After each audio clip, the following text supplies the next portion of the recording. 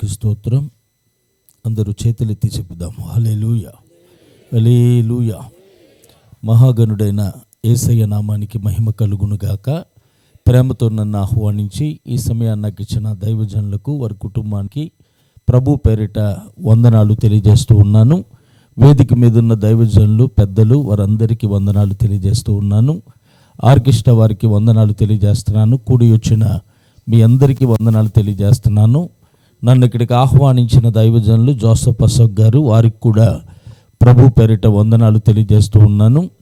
ప్రభునందు ప్రియులారా, ఈ రాత్రి మనందరం కలిసి దేవుణ్ణి ఆరాధిస్తామని, దేవుని గణపరుస్తామని మనకి తెలియదు. కానీ భూమికి పునాదులు వేయబడక మునిపే ఆయన అనాది కాల సంకల్పంలో ఈ రాత్రి స్థలంలో ఇంతమంది కలిసి దేవుణ్ణి ఆరాధిస్తామని, దేవుని గణపరుస్తామని ప్రభు ముందుగానే సిద్ధపరిచారు. ఆయన దయ, ఆయన వాత్సల్యత, ఆయన ప్రేమ మన మీద ఉందని కనుక, ఆయన ప్రణాళికలో మనం ఉన్నాం కనుకనే ఈ రాత్రి దేవుణ్ణి ఆరాధించేటువంటి భాగ్యాన్ని దేవుడు మనకు అనుగ్రహించాడు. దేవుని సన్నిధికి రావటం, దేవుని మాటలు వినటం, దేవుణ్ణి ఆరాధించటం అనేది దేవాతి దేవుడు మానవుడికి ఇచ్చిన ఒక వరం. దావీదు అంటాడు, యెహోవా యొద్ద నేను ఒక వరం అడిగి తిని దానిని నేను వెతుకుచున్నాను.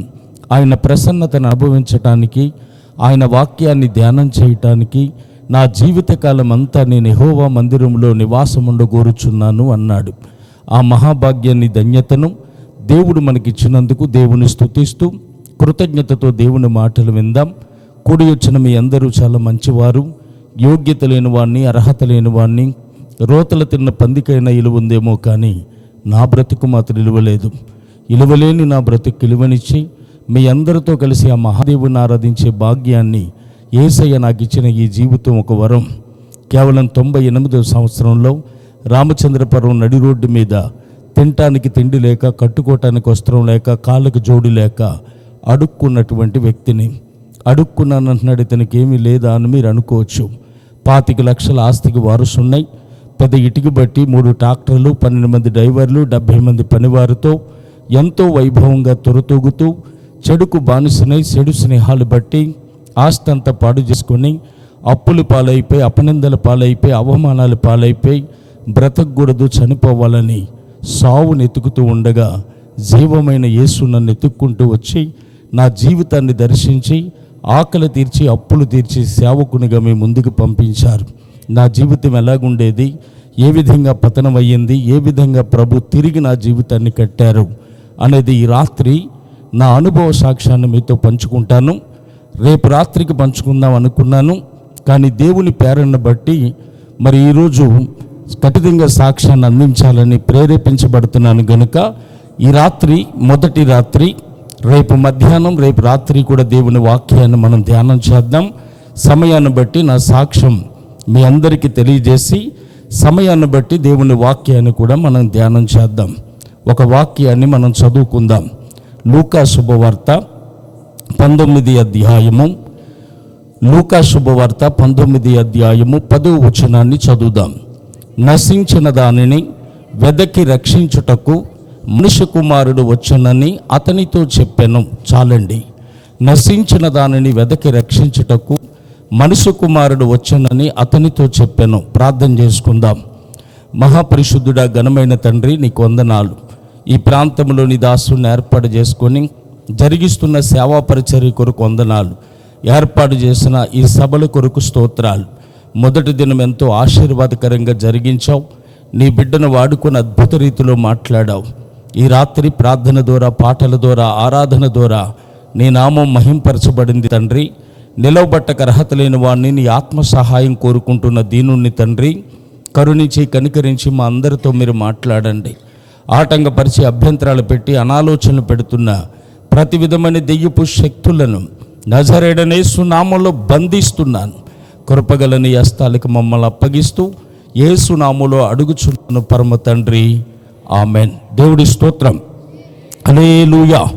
కూడి వచ్చిన మీ అందరికీ మరొకసారి వందనాలు తెలియజేస్తున్నాను.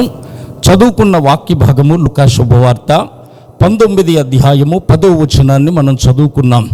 చదువుకున్న వాక్య భాగంలో యేసు ప్రభు ఈ లోకానికి ఎందుకు వచ్చారు, ఆయన ఈ లోకానికి రావాల్సిన అవసరత ఏంటి, అత్యున్నతమైన సింహాసనం మీద ప్రభు ఆసీనుడై ఉండగా కెరూబులు షరాపులు అనేటువంటి మహాదూతలు 2 రెక్కలతో కళ్ళు కప్పుకొని 2 రెక్కలతో కాళ్ళు కప్పుకొని 2 రెక్కలతో ఎగురుతూ సైన్యములకు అధిపతిగా యెహోవా పరిశుద్ధుడు పరిశుద్ధుడని గాన ప్రతిగానాలు చేస్తుంటే ఆ పొగడతలు అందుకొని పొంగిపోవలసినటువంటి ప్రభు ఆ మహిమ రాజ్యాన్ని మహాభాగ్యాన్ని విడిచిపెట్టి మట్టి మానవ లోకానికి మనుష్యుడిగా ఆయన ఎందుకు వచ్చారు అంటే నశించిన దానిని వెదకి రక్షించడానికి వచ్చాడని వాక్యం చెప్తూ ఉంది.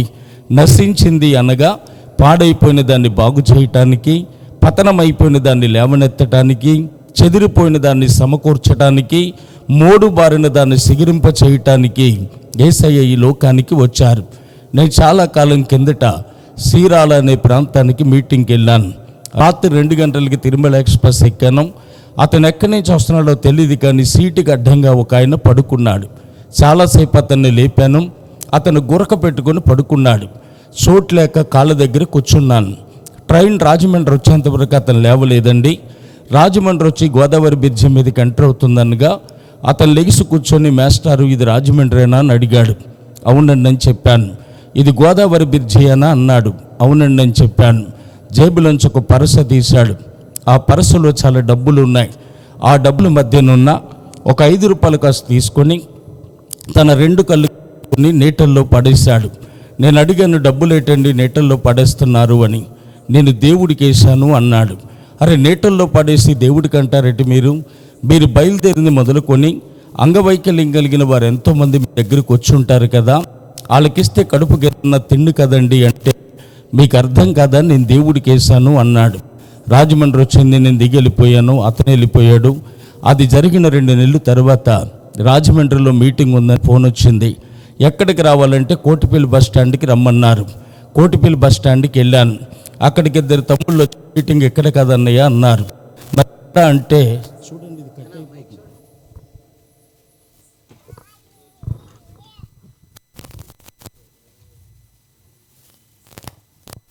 మానిటర్ కూడా పెట్టండి. మరి ఎక్కడ మీటింగ్ అంటే కోట్లింగాల రేవులో అన్నారు. కోట్లింగాల రేవుకి వెళ్ళాం. అక్కడ ఇల్లులు అవి పెద్దగా కనపట్టలేదు. ఎక్కడెక్కడ మీటింగ్ అంటే ఎక్కడా కూడా కాదన్నారు. మరి ఎక్కడ అంటే గోదావరి మధ్యలో అన్నారు. గోదావరి మధ్యలో మీటింగ్ అంటారా బాబు అన్న లొంక చూస్తుంటే, అలా కంగారు పడతావు ఎందుకన్నయ్యా, ఒకసారి అలా చూడు అన్నారు. రాజమండ్రి కోట్లింగాల రేవులో నిలబడి కొవ్వూరు పట్టణాన్ని మనం చూస్తుంటే ఆ గోదావరి మధ్యలో ఒక ఇసుక పర లాంటిది ఉంది. ఆ ఇసుక పర మీద కొంతమంది మరకాళ్ళు చిన్న చిన్న ఇల్లులు కట్టుకున్నారు. వారందరూ ప్రభువుని అంగీకరించారు. ఒక మందిరం అక్కడ కట్టబడింది. ఆ దివికి దీవెన లంక అని పేరు కూడా పెట్టుకున్నారు. వారు నా సాక్ష్యం ఆలకించి ఆ మధ్యాహ్నపు వేళ నన్ను పడవలో తీసుకెళ్లారు. నా సాక్ష్యాన్ని చెప్పాను, కొన్ని దేవుని మాటలు చెప్పాను. తర్వాత నాకు భోజనం పెట్టారు. భోజనం చేస్తూ అడిగాను, మీరందరూ ఏం చేస్తారండి అని. మేమందరూ చేపలు పడతామన్నారు. చెల్లాయిలందరూ ఏం చేస్తారన్నాను. మేమందరూ చేపలు అమ్మేసి డబ్బులు చేస్తామన్నారు. ఆడమగ కష్టపడుతున్నారు, మీకు ఏ లోటు ఉండదు అనుకున్నాను. వారి కడుపును పుట్టిన పిల్లలు కూడా సంపాదిస్తున్నారు. ఎలా అంటే స్కూల్ టైం అయిపోయిన తర్వాత కారు టైర్లో ఉన్న సూపులు పట్టుకొచ్చి దాని నిండా గాలి పెట్టి అడ్డంగా ఒక చెక్క లాంటిది వేసి పడవ వలె ఆ నీటల్లో గెంటుకుంటూ వెళ్ళి ఇంతంత ఐష్కాంతాలకి తాళ్ళు కట్టి ఆ నీటల్లో గెరిట పెట్టి లాగుతున్నారు. అలా లాగితే ఆ ట్రైన్ మీద వెళ్ళే వాళ్ళు వేసే చిల్లర డబ్బులన్నీ కూడా ఐష్కాంతానికి పట్టుకుంటున్నాయి. అలాగ వాళ్ళు ఆ డబ్బులు పైకి తెస్తున్నారు. నా ఎదురుగుంట కుర్రోడు, నాన్నోయ్ నాకు చాలా డబ్బులు పడ్డాయి అంటున్నాడు. డబ్బులు పట్టబెట్టరా బాబు అన్నాడు. ఇంక చూస్తే వీడు మా అబ్బాయి అండి, వీడే కాదు మా పిల్లలందరూ కూడా ఖాళీ టైంలో ఐష్కాంతాలు వేస్తారు. ఆ ట్రైన్లో వెళ్ళే వాళ్ళు మూఢనమ్మకాలతో డబ్బులు పడేస్తారు కదా, అలా పాడేసే డబ్బులన్నీ కూడా పైకి తెస్తామండి అని చెప్పారు. అయితే కుటుంబంలో 3 కష్టపడుతున్నారు. మీకే లోటు ఉండదు అనుకున్నాను. మాట్లాడుతూనే ఉన్నాను, భోజనం చేస్తానే ఉన్నాను. ఆ పిల్లవాడు పట్టుకెళ్తున్న ఐష్కాంతం వైపే పదే నాకు చూడాలి అనిపిస్తుంది. చాలా చిల్లర డబ్బులు ఉన్నాయి, చిన్న చిన్న ఇనప ముక్కలు ఉన్నాయి. ఇనప ముక్కల మధ్యన చిల్లర డబ్బుల మధ్యన ఒక 5 రూపాయల కాసు తలతలలాడుతూ నాతో మాట్లాడినట్టు అయ్యింది. పాస్టర్ గారు, నేను ఎవరో తెలుసా? ఆ రోజు ట్రైన్లో మీ పక్కన కూర్చున్నవాడు పడేశాడు కదా నన్నే అన్నట్టుగా నాకు అనిపించింది. వాడు దేవుడికి అనుకున్నాడో దేవతకు అనుకున్నాడో నాకు తెలియదు, కానీ నీటల్లో మాత్రం పడేశాడు. పడేసేంత వరకే వాడికి తెలుసు. పడిపోయిన తర్వాత అదేమైపోయిందో వాడికి తెలియదు. అది నీటి అడుగు భాగానికి వెళ్ళి మట్టిలో కూరుకుపోయింది, ఇసుకలో కూరుకుపోయింది. కొంతకాలానికి మట్టిలో మట్టి అయిపోద్ది, ఇసుకలో ఇసుక అయిపోద్ది. మట్టిలో మట్టిలా మారబోతున్నా, ఇసుకలో ఇసుకలా మారబోతున్నా 5 రూపాయల కాసు దగ్గరికి అయస్కాంతం వెళ్ళి, నిన్ను మట్టిలో మట్టిలా మారనివ్వను, ఇసుకలో ఇసుకలా మారనివ్వను, సమాజంలోనికి తెస్తాను. ఎవరైతే కాదు వద్దు పోని నిన్ను పడేశారో వారే తమ కళ్ళు కద్దుకొని జేబులు వేసుకునే విలువైన జీవితాన్ని ఇస్తానని 5 రూపాయలు కాసిన అయస్కాంతం ఆకర్షించి బయటికి తెచ్చినట్లుగా పాపం అనే ఊబులో పురులాడుతున్న మానవుణ్ణి వెదకి రక్షించడానికి ఈ లోకానికి వచ్చిన అసలైన అయస్కాంతమే నా ప్రభు అయిన యేసుక్రీస్తు. దేవునికి స్తోత్రం. అందుకే ప్రభు చెప్పాడు, నా తండ్రి ఆకర్షణ లేనిదే ఎవరు నా యొద్దకు రారు అని ప్రభు చెప్పాడు. భక్తుడు అన్నాడు, మమ్మల్ని ఆకర్షించు, మేము నీ యొద్దకు వస్తామని భక్తుడు చెప్పాడు. ప్రభు అన్నాడు, నా తండ్రి నాటని ప్రతి మొక్క పెళ్ళగించబడుతుంది అని. ఆయన ఆకర్షణ ఉంది కనుక నేటికి బ్రతుకున్నాను. ఆయన ఆకర్షణ ఉంది కనుక నా కుటుంబం నేటికి సజీవంగా ఉంది. లేకపోతే మేము ఎప్పుడో చనిపోవాలి, అందరూ మమ్మల్ని ఎప్పుడో మర్చిపోవాలి. యేసు ప్రభుని అంగీకరించిన తర్వాత కులాలతో పని లేదు, కానీ కేవలం మీకు అర్థమయ్యేటట్టు చెప్తున్నాను. నేను కాపుల కులానికి చెందినవాడిని. నా పేరు బద్దిరెడ్డి శ్రీనివాసరావు. ఆ ప్రాంతంలో నేను ఇటుక బట్టి వ్యాపారం చేశాను కనుక అందరూ నన్ను బట్టీసన్ అని పిలుస్తారు. మా తాత ముత్తాతలు ఎవరు యేసు ప్రభుని అంగీకరించలేదు. విగ్రహారాధన కుటుంబంలో పుట్టిన నేను యేసు ప్రభుని ఎందుకు అంగీకరించాను, ఆ మహాదేవుడు నా జీవితంలో చేసిన అద్భుతం ఏమిటనేది నేను చెప్పబోయే సాక్ష్యం. దయచేసి వినండి. ఎవరిని విమర్శించడానికి, ఎవరిని బాధపరచడానికి ఇక్కడ నిలబడలేదు, కానీ ప్రభు నా జీవితంలో చేసిన అద్భుతాన్ని, ఆశ్చర్యకార్యాన్ని ప్రకటిస్తుండగా శ్రద్ధ కలిగి ఆలకించిన వారందరూ దీవించబడతారు, ఆశీర్వదించబడతారు. నాది అంబేద్కర్ కోనసీమ జిల్లా రామచంద్రపురం మండలం ఏరుపల్లి అనే చిన్న గ్రామం. ఏరుపల్లి గ్రామంలో మాది ఇటుకల బట్టి. మా తాతయ్య గారికి మా అమ్మ మా పిన్ని ఇద్దరు ఆడపిల్లలండి. మగపిల్లలంటే ఆయనకి చాలా ఇష్టం. మగపిల్లలు లేని కారణంగా పుట్టినప్పటి నుంచి కూడా నన్ను అమ్మమ్మ గారింటి దగ్గర అట్టే పెట్టుకొని చాలా అల్లారముద్దుగా పెంచారు మా తాతయ్య గారు. మా తాతయ్య గారు ఆస్తి 23 గుంచాల డెడి చేను, 40 కాసులు బంగారం, కొంత డబ్బు, 4 జతల ఎడ్లు బళ్ళు, పెద్ద ఇటుక బట్టి మాకు ఉండేది. వెల్లా, తాళపాలెం, ఆదివేరుపేట, రామచంద్రపురం అనే గ్రామాల నుంచి 60-70 మంది వరకు వచ్చి మా బట్టీలో మా దగ్గర పనిచేస్తూ ఉండేవారు. మా నాన్నగారిదైతే కోరుకొండ మండలం ఇటుకాయలపల్లి అనే గ్రామం. దాదాపు 95 ఎకరాల ఆస్తి మా నాన్నగారికి ఉండేది. కోడి పందాలు, వ్యభిచారం, పేకాట, తాగుడనే వ్యసనాలకి తన ఆస్తినంతటిని కూడా పాడు చేసుకున్నారు. నేను చిన్నప్పటి నుంచి తాతయ్య గారి దగ్గర పెరిగాను. తాతయ్య గారు పూజించే దేవుల్ని, దేవతల్ని పూజిస్తుండేవాడిని. నాకు అందరి దేవుళ్ళని ఇష్టమే, అందరి దేవతలన్న ఇష్టమే, కానీ నాకు నచ్చని దేవుడు ఎవరంటే యేసు ప్రభు. యేసు ప్రభు అంటే నాకు చాలా కోపం. యేసు ప్రభు అంటే నాకు చాలా ద్వేషం. యేసు ప్రభుని నమ్ముకున్న వాళ్ళంటేనే నాకు చాలా అసహ్యం. ఎందుకు యేసు ప్రభు అంటే అంత కోపం, ఎందుకు యేసు ప్రభు అంటే అంత ద్వేషం అంటే, ఏ పాస్టర్ గారు ఇలా మీటింగులు పెట్టినా వాళ్ళు చెప్పేటువంటి మొట్టమొదటి మాటలు యేసు ప్రభు ఒక్కడే దేవుడు అంటారండి. యేసు ప్రభు తప్ప దేవుళ్ళు లేరు అంటారు. మరి యేసు ప్రభు ఒక్కడే దేవుడైతే మేము పూజించే దేవుళ్ళందరూ, యేసు ప్రభు ఒక్కడే దేవుడైతే మేము పూజించే దేవతలందరూ అని వారిని అడిగితే వారు అనేవారు, మీరు పూజించే అన్ని రాళ్ళు, వాటికి నోరు ఉంటుంది కానీ మాట్లాడు, చెవులు ఉంటాయి కానీ ఆలకించు, చేతులు ఉంటాయి కానీ ఆదరించమని వాళ్ళు చెబుతూ ఉండేవారు. ఆ మాటలు నాకు చాలా కోపం వచ్చేది. మా దేవుళ్ళని బొమ్మలు అంటున్నారు, మా దేవుళ్ళని రాళ్ళు అంటున్నారు, అసలు మీ దేవుడే దేవుడు కాదు. యేసు ప్రభు అంటే అంటరానాల దేవుడు, అమెరికా వాళ్ళ దేవుడు, తక్కువ జాతి వాళ్ళ దేవుడు అని చాలా హేళన చేసేవాడిని. ఇలా మీటింగ్ జరిగే కాడికి వెళ్ళి పాస్టర్ గారిని బూతులు తిట్టి మైకులు కట్టించేసి కర్ర పట్టుకొని కొట్టడానికి వెళ్ళేవాడిని. బైబిల్ పట్టుకుని వెళ్తున్న ప్రతి చెల్లిని అనరాని మాటలన్న దౌర్భాగ్యం అనే వ్యక్తిని నేను. ఈ పాపిష్నుడితో యేసు ప్రభాని ఒక్కరోజు కూడా నేను ఆ మహాదేవుణ్ణి పిలవలేదండి. అలా తాతయ్య గారు పూజించే దేవుల్ని, దేవతల్ని పూజిస్తుండగా మా తాతయ్య గారు మరణించారు. ఆయన మరణించిన తర్వాత ఇటుక బట్టి మెయింటైన్ చేయడానికి నేను చిన్నపిల్లవాడిని కనుక మా చిన్నాన్నగారిని తీసుకొచ్చి ఇటుక బట్టి మెయింటైన్ అప్పగిస్తే 1 నెల వ్యాపారం చేసేసరికి బట్టీలో లాస్ వచ్చిందని మా అమ్మమ్మ గారు దెబ్బలాడితే ఆయన వెళ్ళిపోవటం జరిగింది. ఒకరోజు రాత్రి ఇదే సమయంలో మా అమ్మమ్మ గారు నాతో అంటున్నారు, నేను చూస్తే ఆడదాన్ని, నువ్వు చూస్తే చిన్నపిల్లవాడివి, ఈ వ్యాపారాన్ని మనం ఎలా చేయగలం, ఎలాగైనా మీ నాన్నగారిని బ్రతిమాల తీసుకొద్దాం, తన వ్యసనాలన్నీ ఆయనే మానుకుంటాడు, అమ్మ నాన్న చూసుకుంటారులే వ్యాపారాన్ని అని చెప్పినప్పుడు ఉదయాన్నే వెళ్ళి మా నాన్నగారిని బ్రతిమాలి మా యొద్దకు తీసుకొద్దామని అనుకున్నాం. ఆ రాత్రి 12:30, 1 గంట సమయానికి మాకు కౌరు వచ్చింది. మా నాన్నగారు అక్కడ గుండె నొప్పితో మరణించారని. నాకు ఒక తమ్ముడు, 2 చెల్లెళ్ళు ఉన్నారు. నాన్నగారి కార్యక్రమం అంతా అయిన తర్వాత అమ్మని, తమ్ముడిని, చెల్లెల్ని కూడా ఏరుపల్లి గ్రామం తీసుకురావడం జరిగింది. మా అమ్మగారు 8వ తరగతి చదువుకున్నారు. ఇటుక బట్టి పద్దులన్నీ కూడా ఆమె వేసుకుండేది. నన్ను ఒక మేస్త్రి గారు సైకిల్ మీద తీసుకెళ్ళి రామచంద్రపురం ఉన్న తాపీ మేస్త్రులందరికీ పరిచయం చేసి, వాళ్ళన్న సూర్యన్ గారు మనవడండి, ఈ బాబాలకు ఆధారం అండి, పెద్దవారు ఎవరు లేరండి, ఎలాగైనా వ్యాపారాన్ని మీరే డెవలప్ చేయాలండి అని చెప్పినప్పుడు అక్కడ ఉన్న తాపీ మేస్త్రులందరూ ఇటుక వేయించుకొని డబ్బులు పొట్లం కట్టి జాగ్రత్తగా పట్టుకెళ్ళి బాబుని ఇచ్చేవారు. కొంతమంది అయితే డబ్బులు అడిగితే తిట్టేవారు, తాగేసి కొట్టేవారు కూడా. అలా చిన్న వయసు నుంచి నేను వ్యాపారం చేస్తున్నాను. మేము రైస్ మిల్ దగ్గర నుంచి ఊక పట్టుకొస్తాం ఇటుక కాల్చడానికి. ఒక దినాన్న మిల్లు ఓనర్స్ ఏమన్నారంటే, ఇంక 2 ఎడ్ల బళ్ళకు ఊక ఇవ్వటం లేదు బాబు, ఏదైనా ట్రాక్టర్ అయినా కొనుక్కోండి, లేకపోతే ట్రాక్టర్ అయినా అద్దెకి తెచ్చుకోండి అని చెప్పినప్పుడు మా దగ్గర ఉన్న ఎడ్లు బళ్ళు అమ్మేసి కొంత డబ్బు తీసుకుని 86వ సంవత్సరంలో ఒక ట్రాక్టర్ కొనుక్కోవటం జరిగింది. ఆ ట్రాక్టర్ కొన్నాక నుంచి కూడా నేను ఇంకా విగ్రహారాధన చేయడం ప్రారంభించాను.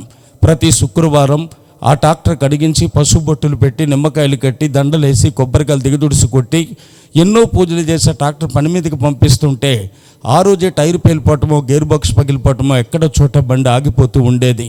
అలా ఆగిపోయిన బండి రిపేర్ చేయించడానికి రామచంద్రపురం తీసుకెళ్తే కొంతమంది మెకానికల్ నాకు పరిచయం అయ్యారు. వారి ద్వారా ఒక అలవాటు కూడా నాకు పరిచయం అయింది. అతి చిన్న వయసులోనే తాగుడనే వ్యసనానికి నేను బానిసనయ్యాను. ఈ రోజుల్లో చిన్నపిల్లలు వెళ్ళినా బ్యాందీ సభ దగ్గర చేసాలు ఇస్తున్నారు, కానీ చిన్నవాడినైనా నాకు ఇచ్చేవారు కాదు.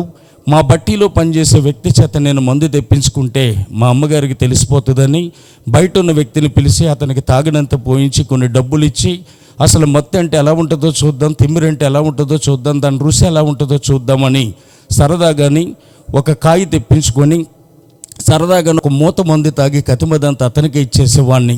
అలా సరదాగాని మూత మందుతో మొదలుపెట్టిన తాగుడు చివరికి నా జీవితాన్ని తినేసిందండి. ఒక రాత్రి పగలు 3 పుల్లుల వరకు నేను తాగేసేవాడిని.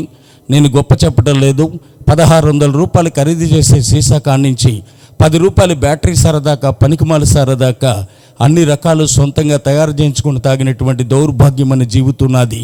రోజుకి 13-14 జరదాకి నీళ్ళు నవ్వటం, అర్ధరాత్రి 1 గంట దాకా ఇష్టానుసారంగా తాగి రోడ్డు మీద పడుతున్నానో తెలిసేది కాదు, డ్రైనేజీలో పడుతున్నానో కూడా తెలిసేది కాదండి.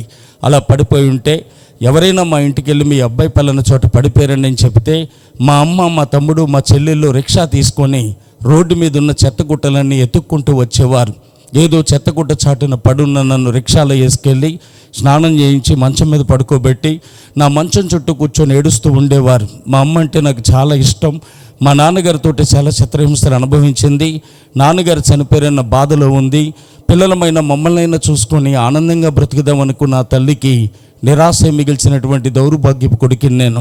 ఆ రాత్రి మా అమ్మ ఏడుస్తుంటే నీ మీద ఒట్టమ్మా, చెల్లి మీద ఒట్టమ్మా, తమ్ముడి మీద ఒట్టమ్మా, రేపు నుంచి తాగనమ్మా, ఒబ్బుడిగా ఉంటానమ్మా, శుభ్రంగా బ్రతుకుతానమ్మా, నీతిగా ఉంటానమ్మా అని ఆ రాత్రి చాలా ఒట్లేసేవాడిని. పొద్దున్న లేసి స్నానం చేసి దేవుడి దండం పెట్టుకొని బయటికి వెళ్ళేటప్పుడు అనుకుండేవాడిని, అమ్మ మీద ఒట్టేశాను కదా, చెల్లి మీద ఒట్టేశాను కదా, తమ్ముడి మీద ఒట్టేశాను కదా, ఈ రోజు నుంచి తాగకూడదు, శుభ్రంగా బ్రతకాలి, నీతిగా ఉండాలని అనుకుండేవాడిని. కానీ ఆ శుభ్రంగా బ్రతకటం నా వల్ల అయ్యేది కాదు. కడగబడిన పంది బురదలోకి వెళ్ళినట్లుగా, కుక్క కక్కిని దానికి ఆశించినట్లుగా నా బ్రతుకు మళ్ళా సారా కొట్లంపడి వెళ్తూ ఉండేది. అప్పుడు నాకు బంధువులు కూడా చాలామంది ఉండేవారు. మీ తాతకి ఇదవుతాను అదవుతానని లేనిపో నర్సలు కలిపి నెలల తరబడి మా ఇంటికాడ తినేవారు. వారు వెళ్ళేటప్పుడు మంచి బట్టలు కూడా పెట్టి పంపించేవాడిని. అలాగే నాకు స్నేహితులు కూడా చాలామంది ఉండేవారు. సాయంత్రం అయ్యేసరికి బట్టీసీని ఎక్కడున్నాడని 30-40 మంది స్నేహితులు ప్రతి సెంటర్లో నా కోసం కాసు కూర్చుంటే ప్రతిరోజు నేను ఖర్చు పెట్టుకునేది 1000 రూపాయలు అయితే వాళ్ళకి ఖర్చు పెట్టేది రోజుకి 5-6 వేల రూపాయలు ఖర్చు పెడుతుండేవాడిని. ఇష్టానుసారంగా తాగటం, ఇష్టానుసారంగా జీవించటం. నా తల్లి అయితే ప్రతిరోజు ఏడుస్తూనే ఉండేది. ఏ తాగుడైన అలవాటు వల్ల నా భర్తను కోల్పోయాను, ఏ తాగుడైన అలవాటు నా పిల్లలకు అబ్బకుండా పెంచాలనుకున్నాను, అదే తాగుడికి బానిస అయిపోయాడు. చిన్న వయసులో తాగేస్తున్నాడు, పేగులు తినేస్తుంది, చనిపోతాడు, ఈ బాబు కూడా నాకు దక్కడని, నేను తాగు నుంచి విడుదల పొందాలని, నా కుటుంబం సంతోషంగా ఉండాలని నా తల్లి కనపడిన ప్రతి దేవుడికి మొక్కింది, కనపడిన ప్రతి దేవతకి మొక్కింది, కనపడిన ప్రతి పంతులు గారి కాళ్ళు పట్టుకుంది. వాళ్ళు చేయమన్న పూజలు ఎన్నో చేసింది, వాళ్ళు నొయ్యమన్న నోవులు ఎన్నో నోసింది, వాళ్ళు ఇవ్వమన్న దానాలు ఎన్నో ఇచ్చింది, వాళ్ళు ఇచ్చినటువంటి యంత్రాలు ఎన్నో తెచ్చి ఇంట్లో పెట్టింది, వాళ్ళు ఇచ్చినటువంటి రచ్చరేఖలు ఎన్నో తెచ్చి నా మొలను కట్టింది. కానీ నా బ్రతుకులో మార్పు మాత్రం కనిపించలేదండి. అలాగుండగా కొంతమంది మా అమ్మగారికి సలహాని ఇచ్చారు, పెళ్లి చేస్తే మీ అబ్బాయి మారిపోతాడండి, పెళ్లి చేయండి అని చెప్పినప్పుడు నాకు పెళ్లి చేశారు. ఒక బాబు పాప పుట్టారు, కానీ నా బ్రతుకు మాత్రం మారలేదు. నా పిల్లలు నాన్న అంటూ వచ్చేవారు. రెండు బాబు నీళ్ళ చేతులు చాపితే దగ్గర దాకా వచ్చి నీ దగ్గర కంపు చేస్తుంది, మాకు వాంతులు అయిపోయేలా ఉన్నాయని ముక్కు మూసుకొని వెనక్కి వెళ్ళిపోయేవారు. నాకు చాలా బాధ వేసేది. కడుపును పుట్టిన పిల్లల్ని కూడా ఎత్తుకోలేని బ్రతుకైపోయింది. ఎందుకు ఇలాంటి బ్రతుకు బ్రతకటం? బ్రతికితే శుభ్రంగా బ్రతకాలి, లేకపోతే సావాలనుకునేవాడిని. కానీ ఆ శుభ్రంగా బ్రతకటం నా వల్ల అయ్యేది కాదు. నా భార్య బిడ్డలను కూడా నేను చాలా చిత్రహింసలు పెట్టాను. అర్ధరాత్రి 1 గంట దాకా తాగి ఇంటికి వెళ్ళి నిద్రపోతున్న నా భార్య మేంచి పిల్లల మేంచి ప్రతిరోజు కక్కేస్తుంటే ఇల్లు కడుక్కొని ఒళ్ళు కడుక్కొని మా కర్మ ఇంతే నేర్చిన రోజే తప్ప ఏడని రోజు అంటూ మా జీవితం లేదు. పెళ్ళైనా కానీ పిల్లలు పుట్టినా కానీ నా బ్రతుకులో మార్పు మాత్రం కనిపించలేదు. అలాగుండగా మరికొంతమంది వచ్చి అన్నారు, అయ్యప్ప స్వామి మాల వేసుకుంటే తాగుడు మానేస్తారండి, అయ్యప్ప మాల వేయించండి మీ అబ్బాయితో అంటే 25,000 రూపాయలు ఇచ్చి 2 సంవత్సరాల నా చేత అయ్యప్ప మాల వేయించింది మా అమ్మ. అయ్యప్ప మాల వేసుకొని శబరిమల వెళ్ళాను, ఇంకా చాలా యాత్రలు తిరిగాను. ప్రతి యాత్రలో ఒక దేవుడి ఫోటో దేవత ఫోటో తెచ్చుకొని మా ఇంటికాడ పెట్టి నేను పూజలు చేస్తుండేవాడిని. మాల మెల్ల ఉన్నని చెప్పు చాలా బాగుండేవాడిని. ఆ మాల తీయగానే మళ్ళీ రెట్టింపు తాగేసేవాడిని. మాలలో ఉండగా సీనిస్వామి అని దండాలు పడే వ్యక్తులు తాగేసి పడిపోయి ఉంటే అదో బతికింతే నొమ్ములుసుకుంటే వెళ్తుండేవారు. అలా కూడా నా బ్రతుకు మారకపోతే మరికొంతమంది వచ్చి అన్నారు, అయ్యప్ప స్వామి మాల కాదండి, భవానీ మాల అయితే అగ్నితో సమానం, భవానీ మాల వేయించండి మీ అబ్బాయితో అంటే 1 సంవత్సరం కాదు, 2 సంవత్సరాలు కాదు, 6 సంవత్సరాలు నేను భవానీ మాల వేసుకున్నాను. పంతులు గారి దగ్గర మంత్రాలని నేర్చుకొని నేనే పూజలు చేసేవాడిని. నా గ్రామంలో ఉన్న చాలామంది వచ్చి కాళ్ళకి దండాలు పెట్టి నా చేత పూజలు చేయించుకునేవారు. గురుభవానిగా ఉండి అనేక మందికి మాలలు ఇస్తూ నడి రోడ్డు మీద అట్టిడెపలతో మండపాలు కట్టించి నాకు నచ్చిన దేవుడి మీదల్లా దేవత మీదల్లా 80-90 భజన పాటలు రాసి అర్ధరాత్రి 1 గంట వరకు ఒంటికాల మీద నాక్షం తొక్కేస్తూ భజనలు చేస్తూ ఉండేవాడిని. ఆ మాల తీయగానే మళ్ళీ రెట్టింపు తాగేసేవాడిని. ఈలోగా తమ్ముడికి పెళ్ళి అయింది. నా బాధపడలేక తను ఏరెళ్ళిపోయాడు. ఓ చెల్లికి పెళ్లి చేశాను, పూర్తిగా కట్నం ఇవ్వలేదు. నా కుటుంబ ఖర్చులకి నా వ్యసనాలకి నా ఆస్తి కొంచెం కొంచెం నేను అమ్ముకుంటూ వచ్చేస్తున్నాను. ఆకలి అన్న వాళ్ళకి అన్నం పెడుతున్నాం, వస్త్రాలు ఏమంటే వస్త్రాలు ఇస్తున్నాం, ధన సహాయం కావాలితే ధన సహాయం చేస్తున్నాం. ఎవరికి అన్యాయం చేసామని మనం ఇలాగ అయిపోతున్నామని నా తల్లి ప్రతిరోజు ఏడుస్తూనే ఉండేది. అప్పుడు మరికొంతమంది అన్నారు, అసలు నీ పెద్ద కొడుకు తాగుబోతవటానికి కారణం ఏంటో తెలుసా, అలాగే నీ కొడుకులిద్దరు ఇడిపోవటానికి కారణం ఏంటో తెలుసా, నీ ఆస్తి అంతా పోయి తిరిగి నువ్వు అప్పులు అవ్వటానికి కారణం ఏంటో తెలుసా, నీ ఇల్లు వాస్తు బాగోలేదు, ఏదైనా సిద్ధాంతి గారి దగ్గరికి వెళ్తే బాగుంటారన్నారు. అక్కడ యానం పక్కన పల్లిపాలెం అనే గ్రామంలో సిద్ధాంతి గారు ఉన్నారు. ఆయన పేరు రవిశంకర్ రెడ్డి గారు. ఆయన దగ్గర మొదలుకొని కిర్లంపూడిలో ఉన్న శాస్త్రి గారి వరకు కూడా కనపడిన ప్రతి సిద్ధాంతి దగ్గరికి వెళ్ళాను. కొంతమంది సిద్ధాంతులు మా ఇంటికి వచ్చారండి. ఒక ఆయన వచ్చి, ఈ ఇంటి చుట్టూ కట్టిన ప్రహారీ కూడా చాలా తేడాగా కట్టారండి, అందుకే అలాగ అయిపోతున్నారు, ఆ గోడను తిప్పేసి మళ్ళీ నేను చెప్పినట్లుగా కడితే మీరు బాగుంటారన్నారు. ఆయన చెప్పినట్లుగా గోడను తిప్పించి మళ్ళీ కట్టించాను. ఆయన ఒక 1000 రూపాయలు పట్టుకొని వెళ్ళిపోయారు, కానీ నా బ్రతుకు మాత్రం మారలేదు. మరో సిద్ధాంతి గారు వచ్చి, అసలు ఈ గుమ్మాలు కిటికీలు మిమ్మల్ని ఎలా పెట్టమన్నవాడు ఎవడండి, అందుకే అలాగ అయిపోతున్నారు, కొన్ని గుమ్మాలు మూసేసి గోడలు తవ్వించి కొత్త గుమ్మాలు పెట్టించండి అన్నారు. ఆయన చెప్పినట్లుగా చేశాను. ఆయన ఒక 1000 రూపాయలు పట్టుకొని వెళ్ళిపోయారు, కానీ నా బ్రతుకు మాత్రం మారలేదు. మరో సిద్ధాంతి గారు వచ్చి, అసలు ఈ బేస్మెంట్లో ఉన్న మట్టే మంచిది కాదట, అందుకే అలాగ అయిపోతున్నారు, కనీసం ఈ సైన్యములో ఉన్న దేవుని గదిలో ఉన్న మట్టి అయినా లోపలికంట తవ్వించి కొత్త మట్టి పోయించండి, నేను ఒక యంత్రాన్ని ఇస్తాను అక్కడ పెట్టండి, నేను వచ్చి పూజలు చేస్తానన్నారు. ఆయన చెప్పినట్లుగా చేశాను. ఆయన ఒక 1000 రూపాయలు పట్టుకొని వెళ్ళిపోయారు, కానీ నా బ్రతుకు మాత్రం మారలేదు. చివరికి రామచంద్రపురం వంతుని దగ్గర జయజయనారాయణ గుడి అని ఉంది. ఆ గుళ్ళో ఉన్న పంతులు గారు చాలా బాగా చూస్తున్నారట, అక్కడికి వెళ్తే మీరు బాగుంటారని చెప్పినప్పుడు ఆ పంతులు గారి దగ్గరికి వెళ్ళాను. వెళ్ళగానే ఆయన అంటున్నాడు, ఏమీ లేదని సీని గారు, నరుని చూపుకి నల్లరాయిన ఇచ్చిపోద్దంటారు కదా, మీ ఇంటికి నరగోస్త అలిగేస్తుంది, అంతకు అలాగ అయిపోతున్నారు, దానిమ్మ సిగర్లు, దబ్బ ఏర్లు, కలబంద, బుడిది గుమ్మడికాయ, పట్టికి ఇవి తెచ్చుకోండి, మంత్రం చేస్తాను, గుమ్మాన్ని కడిదిరిగాను అన్నారు. ఇవన్నీ పట్టుకొని వెళ్ళాను. ఆయన మంత్రం ఇచ్చారు, తెచ్చి గుమ్మాన్ని కట్టాను. అయినా కానీ నా జీవితంలో మార్పు కలగలేదండి.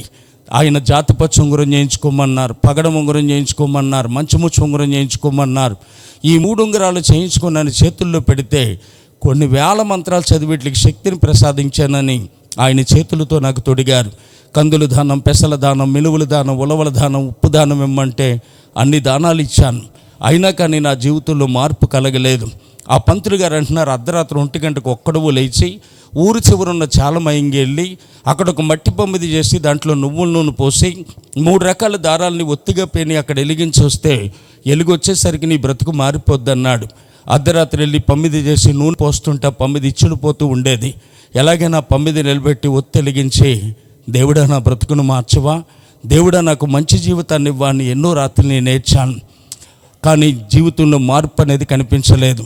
చివరికి ఆ పంతులు గారి దగ్గరికి వెళ్ళి, ఎందుకు నేను ఇలాగ అయిపోతున్నానండి, నేను మంచోడేనండి, నేను ఎవరికి అపకారం చేయలేదు, కేవలం తాగుడైన అలవాటుకి బానిసనయ్యాను కనుక నా బ్రతుకు ఎలాగ అయిపోతుంది, నేను మారిన నా జీవితం బాగుపడదా చెప్పండి అంటే ఆయన అంటున్నాడు, నీ దగ్గర దాయకూడదు బాబు, నీకు నిజాన్ని చెప్తున్నాను నేను, నీకు శని పట్టుకుంది, 7 సంవత్సరాలు ఉంటుంది దీని ప్రభావం. శనీశ్వరుడు ఎవరి జీవితంలో ప్రవేశిస్తే వాళ్ళు అలా నాశనం అయిపోతారు. శనీశ్వరుడు యంత్రం అరికాలు మట్టి, మసిబొగ్గులు, పాత మేకులు, నల్లగుడ్డ, ఉప్పు ఇవన్నీ దిగదుడిసి ముందు కాలువలో పాడేసి రమ్మన్నారు. కాలువలో పాడేసి వచ్చాను. అప్పుడు ఆయన అంటున్నారు, నీకు మంత్రాన్ని నేర్పిస్తాను, నేర్చుకుంటావా అన్నారు.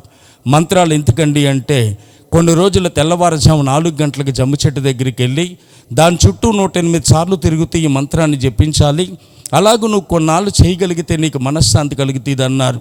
మీరేం చెప్పినా చేస్తానండి అన్నప్పుడు ఆయన నాకు మంత్రాన్ని నేర్పించారు. కేవలం మీకు అర్థమవుటగా నేను చదువుతున్నాను. నీలాంజన సమాభాసం రవిపుత్రం యమాగజం సాయామార్తాండ సంభూతం తం నమామి శనీశ్వరం. ఈ మంత్రాన్ని ప్రతిరోజు 108 సార్లు చదువుతూ జమ్ము చెట్టు చుట్టూ ఎన్నో రాత్రులు తిరిగాను. ఎన్నో కేజీల బెల్లం పట్టుకెళ్ళి పానకం కలిపి ఆ చెట్టు మొదలేసి నల్లగుడ్డలు పట్టుకెళ్ళి ఆ చెట్టు కట్టి, దేవుడా నా బ్రతుకును మార్చవా, దేవుడా నాకు మంచి జీవితాన్ని ఇవ్వా అని ఎన్నో రాత్రులు నేను నేర్చాను. అదే సమయంలో రామచంద్రపురం నియోజకవర్గం ఎమ్మెల్యే తోట తిరుమూర్తి గారు కూడా 5 సంవత్సరాలు నేను తిరిగాను. తోట తిరుమూర్తిలో ఆదర్శమిత్ర మండలి కాపునాడని ఆ నియోజకవర్గంలో ఎమ్మెల్యే గారి పుట్టు మోటార్ సైకిల్ ఎదురు పెట్టుకొని తిరిగిన మొట్టమొదటి వ్యక్తిని నేను. ఆయన నా మీద జాలితో 50,000 రూపాయలు లోన్ ఇప్పిస్తే 30 రోజులు కూడా కాకుండా ఆ డబ్బుని కూడా నేను పాడు చేసుకున్నాను. పెద్దలు చెప్పినట్లుగా గుళ్ళు గోపురాలకి తిరిగాను. సిద్ధాంతులు చెప్పినట్లుగా ఇల్లు పీకి పందిరేశాను. పంతులు గారు చెప్పినట్లుగా దాన ధర్మాలు చేశాను. తాగుడి నుంచి విడుదల పొందాలని, అప్పుల నుంచి విడుదల పొందాలని, పిల్లా పాపలతో సంతోషంగా బ్రతకాలని ఇవన్నీ చేసి చివరికి 98 జూలై నెల వచ్చేసరికి నా బ్రతుకు ఎలా తయారైందంటే 23 గుంచాల డిడిచేను అమ్మేశాను, 40 కాసులు బంగారం అమ్మేశాను, ఇటుక బట్టి అమ్మేశాను, ట్రాక్టర్ అమ్మేశాను, మోటార్ సైకిల్ తాకట్టు పెట్టేశాను. భార్య మెల్లో ఉన్న మంగళసూత్రాలతో శుద్ధ అమ్మేసి తింటానికి గుప్పుడు మెతుకులు కూడా లేకుండా పిల్లలతో రోడ్డు మీద పడ్డానండి. 1,80,000 రూపాయలు అప్పులు అయిపోయానండి. అప్పులలో వచ్చి కాలరు పట్టుకునేవారు. బ్రతికున్నానండి, మీ అప్పు ఎలాగైనా తీరుస్తానండి అంటే నువ్వు చచ్చిపోరా అడగమనేవారు తప్ప ఏ ఒక్కరూ నా మీద జాలి పడేవారు కాదు.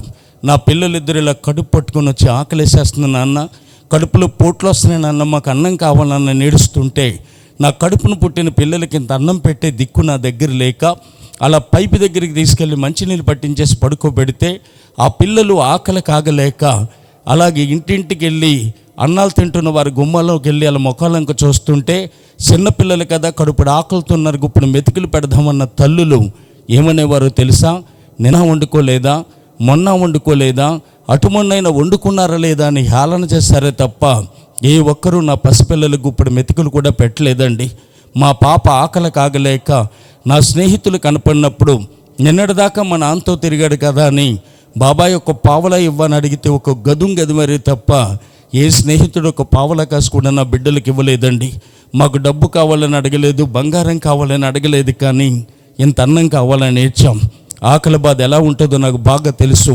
పెద్దవాడినైనా నేనే ఆకలి కాగలేక కడుపులో పోట్లు వచ్చి కళ్ళు తిరిగిపోతుంటే చచ్చిపోతానేమోను భయపడి మధ్యాహ్నం 12:30 1 గంట సమయానికి ఎవరింటికైనా వెళ్తే వాళ్ళు అన్నం తినే సమయం కదా, అరుగు మీద కూర్చుంటే కొంచెం అన్నం పెడతారు కదా అని వెళ్ళాలి. అరుగు మీద కూర్చుంటే తినేసి వచ్చుంటారులే అన్నారే తప్ప తింటావా అని అడిగేవారు ఒక్కరూ కనిపించలేదు.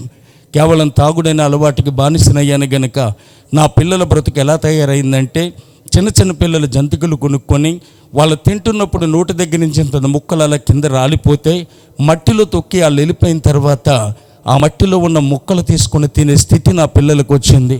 ఇక మా అమ్మమ్మ అయితే 70 మందికి వాండర్లు అయ్యి 70 మంది చేత పని చేయించుకున్నటువంటి నా తల్లి చేట పట్టుకొని చేళ్ళు వడ్లేరుకోవటానికి బయలుదేరారండి. ఆ చేలో ఉన్న పచ్చళ్ళన్నీ తెచ్చుకొని గబగబా దంచి అన్నం వండి పిల్లలకు పెడదాం కదని దంచుతుంటే ఆ పచ్చళ్ళు బొండాలొడ్లన్నీ పిండి పిండి అయిపోతే నూకలు మాత్రం మిగిలితే ఉప్పిని చేసి ఆ పిల్లలకు పెట్టి అలాగే పస్తులు ఉండేవారు. అలాంటి సమయంలో ఎవరు మా దగ్గరికి వచ్చేవారు కాదు, ఎవరు మాతో మాట్లాడేవారు కాదు. కనీసం ఈ కేజీ బియ్యం పట్టుకెళ్ళి పిల్లలకైనా వండి పెట్టండి అన్నవారు ఒక్కరూ కనిపించలేదు. మాకు చాలా భయం వేసేది. ఏమైపోతామో తెలియలేని అయోమయ స్థితి, ఎక్కడికి వెళ్ళాలో తెలియదు, నా బాధ ఎవరితో చెప్పాలో తెలియదు. అప్పుడు అనుకున్నాను, నాకు బంధువులు ఉన్నారు కదా, వాళ్ళని చాలా బాగా చూశాను కదా, వాళ్ళ ఇంటికి వెళితే 4 గుంచాలు బియ్యం ఇస్తారేమో తెచ్చుకుందామని బంధువుల ఇంటికి వెళ్ళాను. ఈదు సుతను చూసి తలుపులు వేసుకునే బంధువులు కొంతమంది అయితే, అన్నీ అయిపోయాక వచ్చావా, మేము బయటికి వెళ్తున్నాం, మరి మేము వచ్చేదాకా ఉంటావా వెళ్ళిపోతావా అన్నవారు మరికొంతమంది. సిగ్గు విడిసి రాత్రి చెప్తున్నాను, 4 గుంచాలు బియ్యం ఇస్తారని కాదు, కానీ 4 రోజులు పెట్టి అన్నం లేక కళ్ళు తిరిగిపోయి కడుపులో పోట్లు వస్తుంటే ఇంత అన్నం పెట్టి ఒక 10 రూపాయలు నాకు బస్ ఛార్జీ ఇస్తే మళ్ళా మా ఇంటికి వెళ్ళిపోదామని వాళ్ళ ముఖాలంకు చూస్తుంటే గ్లాసుడు మంచినీళ్ళు కూడా ఇవ్వకుండా పంపించేశారండి. కడుపుకు అన్నం లేక, కాళ్ళకు జోడు లేక, బస్సు ఎక్కడానికి డబ్బులు లేక, పిచ్చివాడి కింద రోడ్డు రంపడానికి నడిచెళ్ళిన రోజులు నా జీవితంలో చాలా ఉన్నాయి. అలాంటి సమయంలో నా పిల్లలిద్దరూ కంచాలు పట్టుకొని ఈదిలంపడ అడుక్కోవటం ప్రారంభించారు. మందను కన్నిటికనే సూరు మీద వదిలేశారు. వీళ్ళ ముఖాలకి సిగ్గైనా పెట్టలేదు దేవుడు అంటుంటే ఆ మాటలు భరించలేక పిల్లలు కొట్టుకుంటూ తీసుకొచ్చి గదిలో పెట్టి తలుపేసి, నీకు దండం పెడతానమ్మా, ఎవరింటికి వెళ్ళొద్దమ్మా, మన పరువు పోతుందమ్మా అంటే ఆ పిల్లలు అనేవారు, నిన్న తినలేదు మొన్న తినలేదు, ఎంత ఆకలేస్తుందో తెలుసా, అన్నం లేకపోతే చచ్చిపోతాం కదా నాన్న అంటే వాళ్ళని ఎలా ఓదార్చాలో కూడా నాకు అర్థమయ్యేది కాదు. అలాంటి సమయంలో కూడా తాగుడు మానలేదు. ఇష్టానుసారంగా తాగి ఇష్టానుసారంగా జీవించేవాడిని. తినటానికి తిండి లేదంటున్నాడు, బస్ ఎక్కడానికి డబ్బులు లేవంటున్నాడు. తాగటానికి ఎలాగొచ్చిన ఇతనికని మీకు అనుమానం రావచ్చు. అడుక్కోవటం ప్రారంభించాను.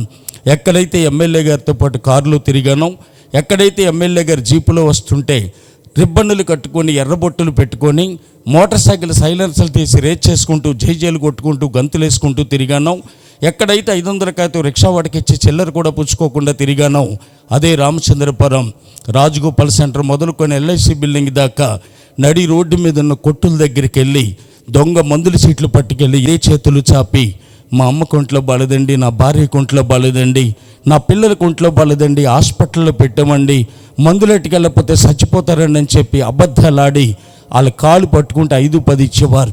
అవి పట్టుకుని వెళ్ళి తాగేసేవాడిని. అలాగుండగా అడుక్కోవటం కూడా వచ్చేసింది.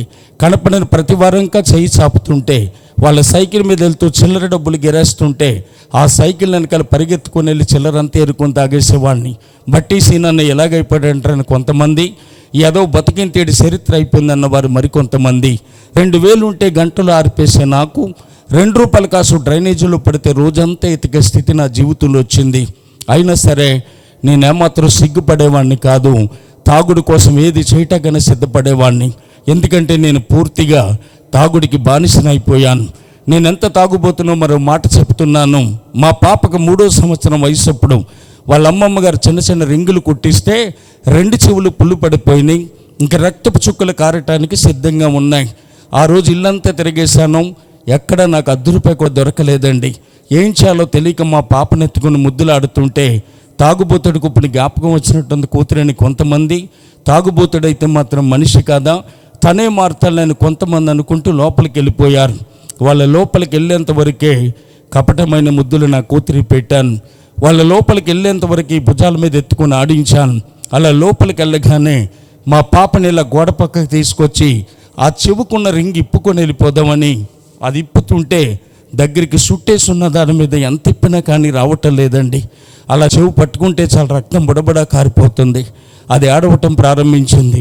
ఏడిస్తే ఏడు పాలకించి ఎవరైనా వస్తారేమో పట్టుకెళ్ళటకుండదని ఏడుస్తున్న పిల్ల నోరు నొక్కి ఒక్కలాగులాగేనండి. బడబడా రక్తం కారిపోతుంటే మా నాన్న నన్ను చంపేస్తున్నాడని ఏడుస్తుంటే జనమందరూ అక్కడికి వచ్చి ఉమ్ములుస్తూ అసహ్యంగా మాట్లాడుతున్నారు.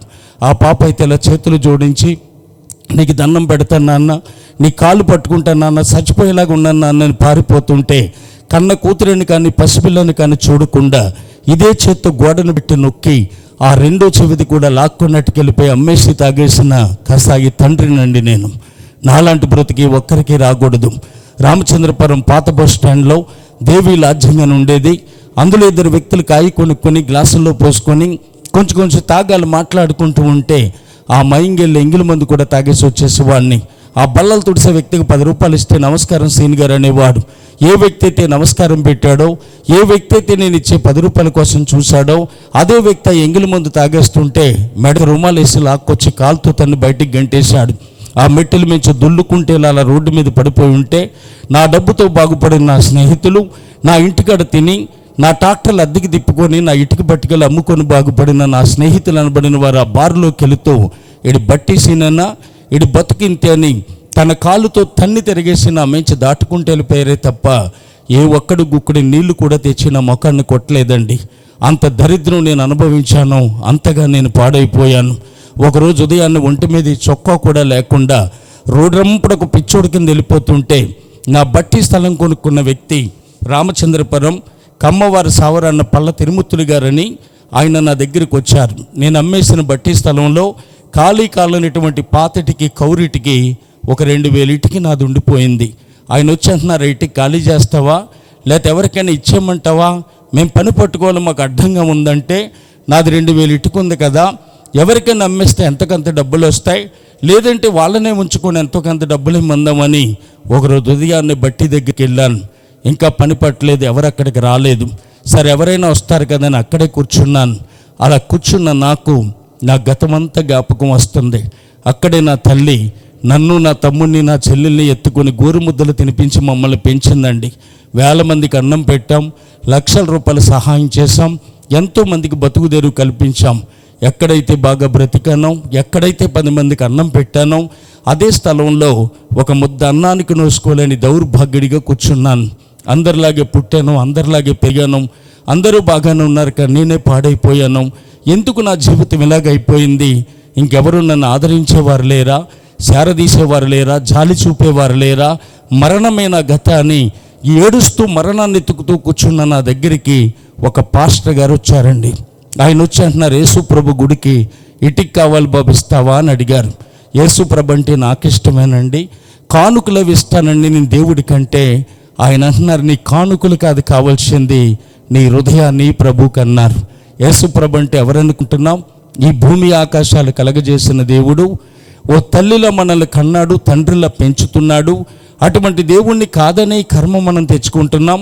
ఈ మాటలు నీతో చెప్పే నేను పుట్టుకతో క్రైస్తవుణ్ణి కాదు, విగ్రహారాధికుణ్ణి, శివభక్తుణ్ణి. నా ఒళ్ళంతా శర్మ యాద వచ్చేసింది, నా భార్యకు పిష్లు యాద వచ్చింది, నా కుమార్తె గుండెల్లో నొప్పి వచ్చేది. 1000 రూపాయలు ఖర్చు పెట్టాను, ఎన్నో మందులు వాడి ఎంతోమంది డాక్టర్లను సంప్రదించాను, ఎక్కడా తగ్గలేదు. కానీ యేసు ప్రభు నా రక్షకుడిగా చేసుకున్న తర్వాత నా శర్మయాదంతా తగ్గిపోయింది, నా భార్యకు పిష్లియా తగ్గిపోయింది, నా కుమార్తె గుండెలో నొప్పి రావటం తగ్గిపోయింది. యేసు ప్రభు గొప్ప దేవుడు, ఘనమైన దేవుడు, శక్తిమంతుడు, పాడైపోయిన జీవితాల్ని బాగు చేసే దేవుడు. నజరేయుడైన యేసు ఒక్కడే.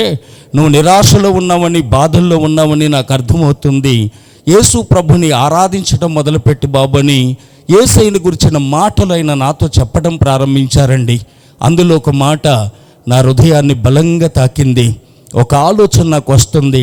ఒక తల్లి 9 మాసాలు మోసి తన చనిపోయే స్థితిలో బిడ్డకి జన్మనిస్తుంది.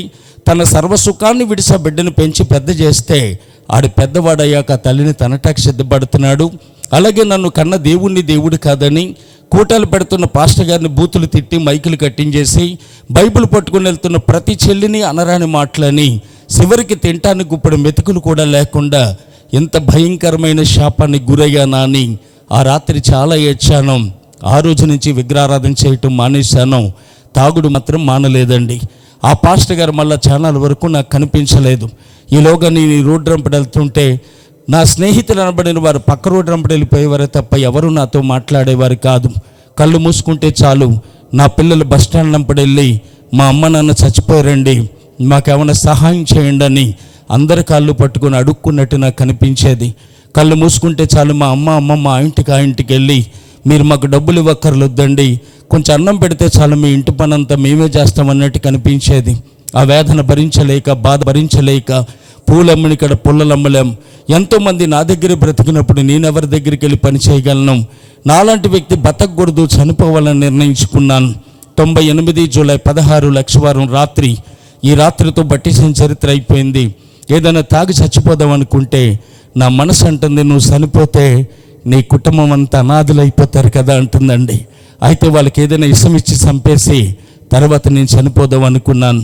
వాళ్ళని చంపే ముందైనా కడుపుడు ఆకలితో ఉన్నారు, ఇప్పుడు మెతుకులు పెడతావా అన్న మనసు హెచ్చరిస్తుంటే రాత్రి 9 గంటలకు రామచంద్రపురం వెళ్ళాను. ఓ ఫ్రెండ్ కనపడితే ఒక 50 రూపాయలు ఇవ్వరా, కడుపుడు ఆకలితుంది కుటుంబం అంటే ఆడు ఎకిలితనంగా చూసి నవ్వుతున్నాడు. అలా నవ్వొద్దురా, ఎలా బ్రతికానో నీకు తెలుసు, ఎంతమందిని పెంచానో నీకు తెలుసు. 4 రోజులు పెట్టి అన్నం లేక పిల్లలు ఏడుస్తున్నారు. రేపొద్దున్న నువ్వు ఇచ్చిన పుచ్చుకోవటానికి మేము ఎవరు ఉండాం, ఒక 50 రూపాయలు ఇవ్వరా అని అరగంట సేపు బ్రతిమాలి అందరిలాడు కాళ్ళు పట్టుకుంటే 50 రూపాయలు ఇచ్చాడు. 50 నా చేతికి వచ్చేంత వరకే నా భార్య ఆకలి, నా పిల్లల ఆకలి నాకు కనిపించింది. 50 నా చేతికి రాగానే నాకు మరలా బ్యాందీ షాపే కనపడుతుంది. పుల్లిగా తాగి రాత్రి 1 గంటకి ఇంటికి వెళ్ళాను. ఎక్కడోళ్ళు పడిపోయి ఉన్నారు. నాకంటే ముందు చనిపోయారా అనుకుంటే మా కర్మ ఇంతని ఏడుస్తున్నారు. నా మనసు రకరకాల ప్రశ్నలు నన్ను వేస్తుంది. ఈ ఒక్క రాత్రైనా తాగుడు మా నీళ్ళకి అన్నం పెట్టలేనోడివి, వీళ్ళని చంపే హక్కు ఎవరిచ్చారు నీకన్నా మనసు హెచ్చరిస్తుంటే వీళ్ళని చంపను కానీ నేనే చనిపోతానని లెగిసేలా గదిలోంచి బయటకు వచ్చేస్తున్నాను.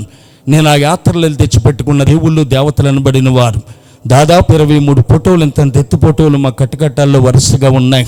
వారందరూ నా వంక జాలిగా చూసినట్టు కనిపించింది. ప్రతి ఫోటో దగ్గరికి వెళ్ళాను. నీ కొండకి ఎన్నిసార్లు వచ్చాను, ఇన్ని మాలలు వేసాను, ఇన్ని మంత్రాలు చదివాను, ఇన్ని పాటలు పాడాను, ఇన్ని మండపాలు కట్టాను. నన్ను బ్రతికించమని నేను అడగట్లేదు. రాత్రి నేను ఎలాగ చనిపోతాను, నా పిల్లలనైనా జారదీస్తారా, నా తల్లినైనా జారదీస్తారా, కడుపుడు ఆకలితో ఉన్న నా కుటుంబానికి ఇప్పుడు మెతికిలు పెడతారా అని ఏడ్చి తాగిన తిమ్మిరిలో అక్కడే పడిపోయాను. అలా పడిపోయిన నా దగ్గరికి ఎవ్వరూ రాలేదు. కానీ ఒక పెద్ద ఆయన వచ్చారండి. పడున్న నా తల ఆయన ఒళ్ళు పెట్టుకొని ఇలా అవసరపట్టు మీ చేయిపెట్టి ఆయన అంటున్నారు, యేసు ప్రభు అంటే నిజమైన దేవుడని నీ హృదయంలో అనుకుంటున్నావు కదా బాబు, చర్చికి ఎందుకు వెళ్ళట్లేదని అడిగారండి. తుళ్ళుబడి పైకి లేచాను. 3:30-4 అవుతుంది సమయం.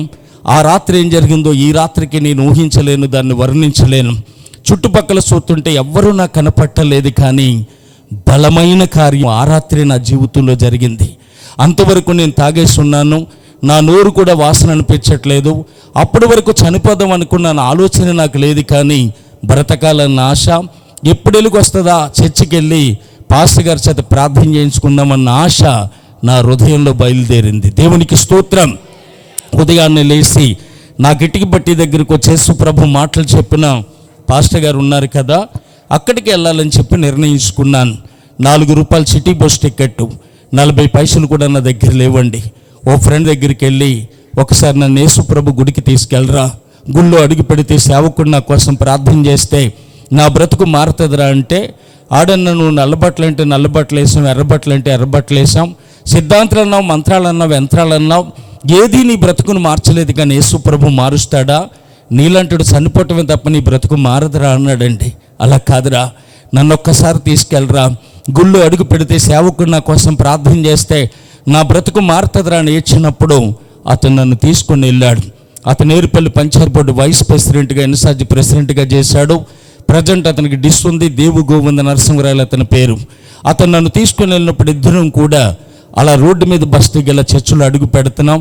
యేసు ప్రభుని ఎలా ప్రార్థిస్తారో, ఎలా ఆరాధన చేస్తారో నాకు తెలియదు. కానీ ఏడుస్తూ ఒకే మాట అన్నాను, యేసయ్యా ఎంతో మందిని నమ్మి నేను మోసపోయాను తండ్రి, చివరికి నీ దగ్గరికి వస్తున్నాను, ఎట్టి పరిస్థితుల్లో నా చేతులు ఇడిసిపెట్టకు ప్రభు అని ఏడుస్తూ నేను చర్చిలో అడుగు పెట్టాను. ఆ పాస్టర్ గారు నాకు ఎదురైనప్పుడు నమస్కారం అండి అంటే తిరిగి నమస్కారం కూడా పెట్టకుండా కౌగిలించికి తీసుకెళ్ళి కడుపు నిండా ముందు అన్నం పెట్టారండి. అన్నం తిన్న తర్వాత ఆయన అంటున్నారు, ఏం జరిగింది బాబు అలా ఉన్నావే, నీకోసం ప్రార్థన చేస్తాను చెప్పినప్పుడు ఏం చెప్పనండి, ఆస్తి అంతా పోయింది, 1,80,000 అప్పులు అయిపోయాను, అప్పులు చూస్తే కాళ్ళరు పట్టు కొడుతున్నారు, పెద్ద చెల్లికి 40 ఏళ్ళు కట్నం ఇవ్వలేదని కాపురం వదిలేస్తానని కౌరు పంపుతున్నారు, చిన్న చెల్లికి పెళ్లి చేయలేదని హేళన చేస్తున్నారు, ఏం చేయాలో తెలియదు, ఎలా బ్రతకాలో తెలియదు. నాకైతే మీరు అన్నం పెట్టారు కానీ 4 రోజులు పెట్టి ఇంటికాడ అలాగే పస్తులున్నారండి, మీరు ప్రార్థన చేస్తే మేము చచ్చిపోదాం అనుకుంటున్నామండి అంటే ఆయన అంటున్నాడు, నువ్వు జీవము గల దేవుడి దగ్గరికి వచ్చావు, నా వద్దకు వచ్చి వాడిని ఎంత మాత్రమూ తోసివేయను అంటున్నాడు, నాకు అసాధ్యమైనది ఏదన్నా కలదా అంటున్నాడు. ఈ భూమికి ఆకాశానికి మహారాజైన దేవుడు నీ దరిద్రాన్నంతటినీ తీసేస్తాడు. కనురెప్పపాట్లో మబ్బు తొలగినట్లుగా నీ అప్పులన్నీ తొలగించి నీకు ఒక ఉన్నతమైన స్థానాన్ని ఇవ్వటానికి ఆయన ఒక్కడే సమర్థుడని యేసయ్యను గురించిన మాటలు చెప్పి ప్రార్థన చేసి 3 గుంచాల బియ్యం మాకిస్తే ఆ రాత్రి ఇంటికి వెళ్ళి మీ అందరం కడుపు నిండా అన్నం తిన్నామండి. దేవునికి స్తోత్రం. 16వ తారీఖు రాత్రి దేవుడు నాతో మాట్లాడాడు. 17వ తారీఖున చర్చికి వెళ్ళాను. 18వ తారీఖు అనగా యేసు ప్రభుని ఎరిగిన 3వ రోజు ఆ పాస్టర్ గారు మా ఇంటికి వచ్చారు. అలా మోటార్ సైకిల్ స్టాండ్ వేస్తూ బట్టి సీని గారు ఆ ఫోటోలన్నీ తీసేస్తాను, మీకు ఇష్టమేనా అని అడిగారు. ఎందుకు ఈ పాస్టర్ గారులు అందరూ మా దేవుళ్ళని బొమ్మలు అంటారు, అందుకే కదా నా కోపం, మళ్ళీ ఆయన వచ్చి ఇవన్నీ తీసేస్తానంటారేట అని నాకు చాలా కోపం వచ్చింది. అయితే నాకు ఒక ఆలోచన వస్తుంది. నాకే కాదు, నేను పడిన బాధ, నేను అనుభవించిన కష్టం, నేను భరించిన దరిద్రం ఎవరైతే పడతారో అందరికీ అది ఆలోచన వస్తుంది. చిన్నప్పటి నుంచి దేవుళ్ళని పెట్టి పూజించాను, ఆరాధించాను. చివరికి నా జీవితం పతనం అయిపోతే చూస్తూ ఉన్నారే తప్ప ఎవరు నన్ను ఆదుకోలేదు. ఇవన్నీ నా చేత్తో పెట్టుకున్న దేవుళ్ళండి, నేనే పెట్టుకున్నాను, నేనే తీసేస్తాను, మీరెందుకని మొత్తం అన్నీ తీసేశాను. మంత్రాల పుస్తకాలు, యంత్రాలు, పాటల పుస్తకాలు, ఇల్లు కట్టినప్పుడు మూలను పెట్టిన మత్స్యంత్రం కూడా గోడ తవ్వి బయటికి తీసేసి 2 పిండి సంచులని ఇంత ఎత్తి మూటలు కట్టి పెద్ద కాలువలో కలిపేశాను. అలా కాలువలో కలిపేసి నా కుటుంబం అంతా యేసు ప్రభుని వెంబడించాం.